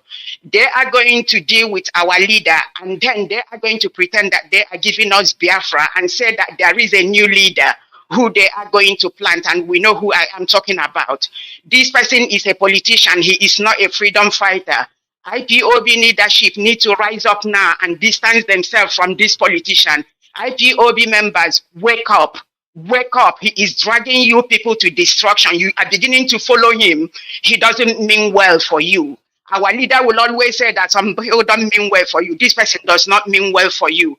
Wake up and stop walking into destruction. You know who I am talking about. Every little thing happening in IPOB, he runs to social media, trying to divide followership of Mazi Nnamdi Kanu. The moment he succeeded in dividing it, they are going to deal with our leader and then say that they are creating Biafra and make him the leader of the new Biafra, which of course is going to be handed over to politicians. IPOB, wake up and distance yourself from this. Make a public announcement. Let the world hear that this person is not an IPOB member. He's not a registered member. Wake up. This is all I am going to say. This person rubbished Anonymous when he tried to warn our leader. Wake up. They are waiting to see how divided you people are before they can deal with our leader and give us a fake Biafra, which will still belong to politicians. You know who I am talking about. Distance yourself from this politician in our midst. He has got dangerous information about us that he is handing over to the zoo. He is working with them. We know he is a politician. You know who I am talking about. Our people are flocking to his platform at the moment, walking sheepishly into destruction. They need to rise up, move away from this politician. He is not a freedom fighter. He keeps disrespecting HOD, keep making us divided. Please, wake up. Wake up. Do not let Mazi Nnamdi Kanu lose our fellowship. That's what they are waiting for. The moment they know that we are no longer behind Mazi Nnamdi Kanu 100%, they are going to deal with him like an animal's predicted. Please, wake up, Mazi Kechuku. This is all I have to say. I don't know if you can still hear me. Yes, my dear. You know, I just kept quiet for a while because I walk in the spirit. And when I hear the truth coming out, I allow it to flow. So I 100% agree with you. 100% undoubtedly. This is what I've seen. I've been fought. People have fight me. Don't say it. You can't say it. But I know what is happening. But trust me when I tell you, Elohim will deliver us. And trust me, they will not win.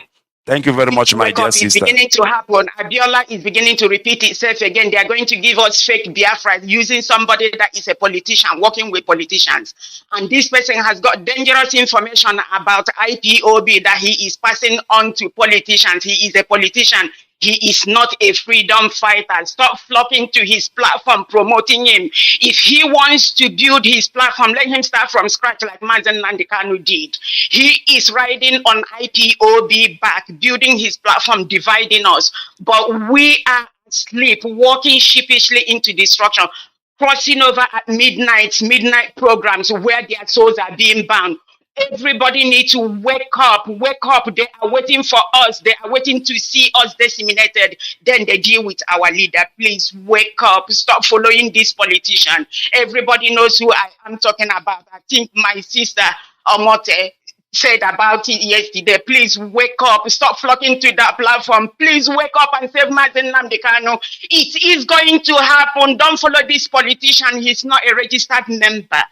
Wake up, please. This is where I'm going to end it. Please, everybody should wake up. Stop chasing rat. Your house is on fire. Thank you, Mazi. Thank you very much. Thank you very much. Thank you. Elohim knows how to speak to his people. Elohim knows how to speak to his people. I've decided to hold my peace because people have beginning to think that Mazi Kechukwu Onoha has a special interest. Of course, I have a special interest because this is our life. This is our life. When you hear me talk the way I talk here on this platform, when you hear me speak about IPOB, Mazi Nnamdi Kanu, and Biafra with passion, it is not because I hate anybody. It is not because I am against anybody. It is because I am being extra, triple, quadruple careful when I talk about Biafra. Because I know if we lose this, my goodness me, if we lose this, we will never in a million years, even our children will struggle, because by the time our children, get away from the shade of the Fulanese to even talk about Biafra again, it will be years and centuries. We have a rare opportunity. A rare opportunity has been passed down to us. Are we going to allow this to run away from us? Now, let me tell you, the reason why from day one, I know exactly what is happening. From day one, I know exactly what is going on. Maybe some of the people in this struggle, they are still new. Maybe, I'm not saying exactly, but maybe some of the people, the crop of the people we have in the struggle, some of them are new in the struggle. But now, do you know why I know what I know? I was here in 2015 when our leader was incarcerated. I saw what happened. I saw the dimension they came from.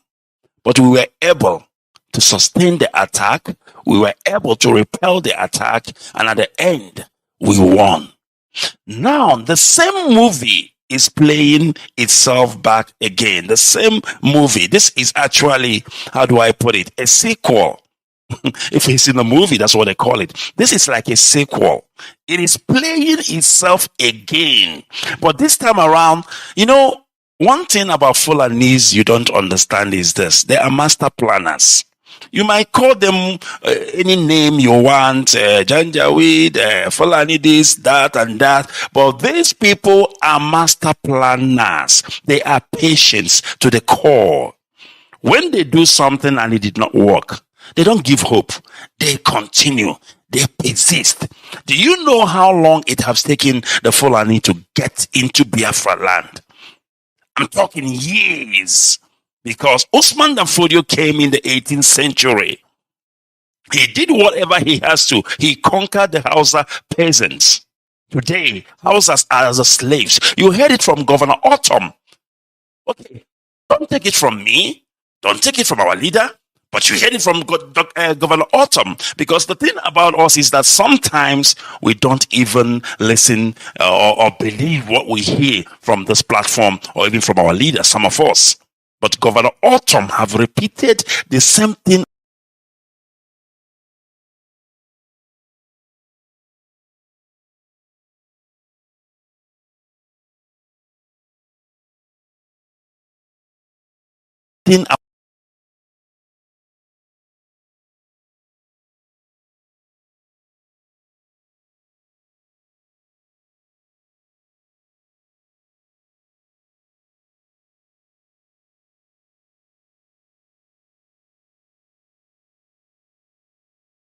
you to today's edition of Radio more than 500-600 years back. Because some people will say, no, the British are giving them advice. Yes, I agree now. But who gave them advice to conquer parts of Mauritania?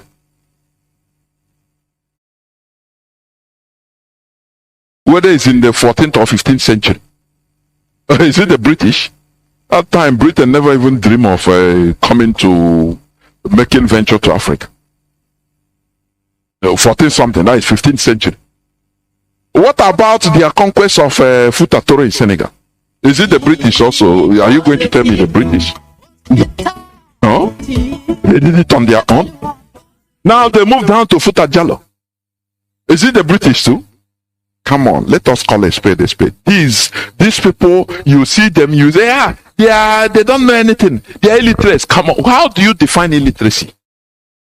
What is your definition of illiteracy? Is it somebody that doesn't speak It's about a system I'm using. So, but we must continue. I will take a few calls, please. Just few calls.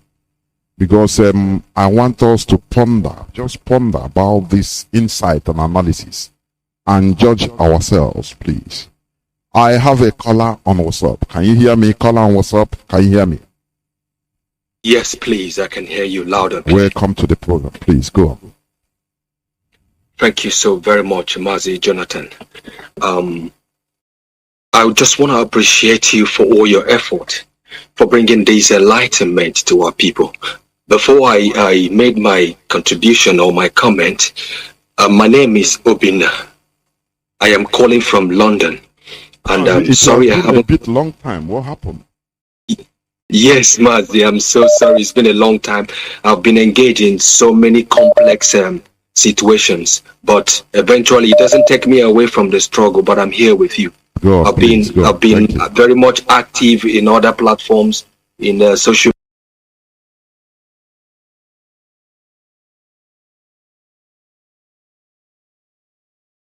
media. Means English. Is this somebody that doesn't speak? Is it French or Dutch? Any European language? You say no. He's an illiterate. No, sir, no, ma. No, sir, no, ma. You can be a genius without even hearing come in English, neither any European language. The same way the Chinese, the Japanese are. They are genius. So what am I trying to say? Don't be deceived when you see the Fulani. Oh, they are cattle headers. They are this and that. Today, they are using everything at their disposal in order to Fulanize everybody. Therefore, please, let us listen.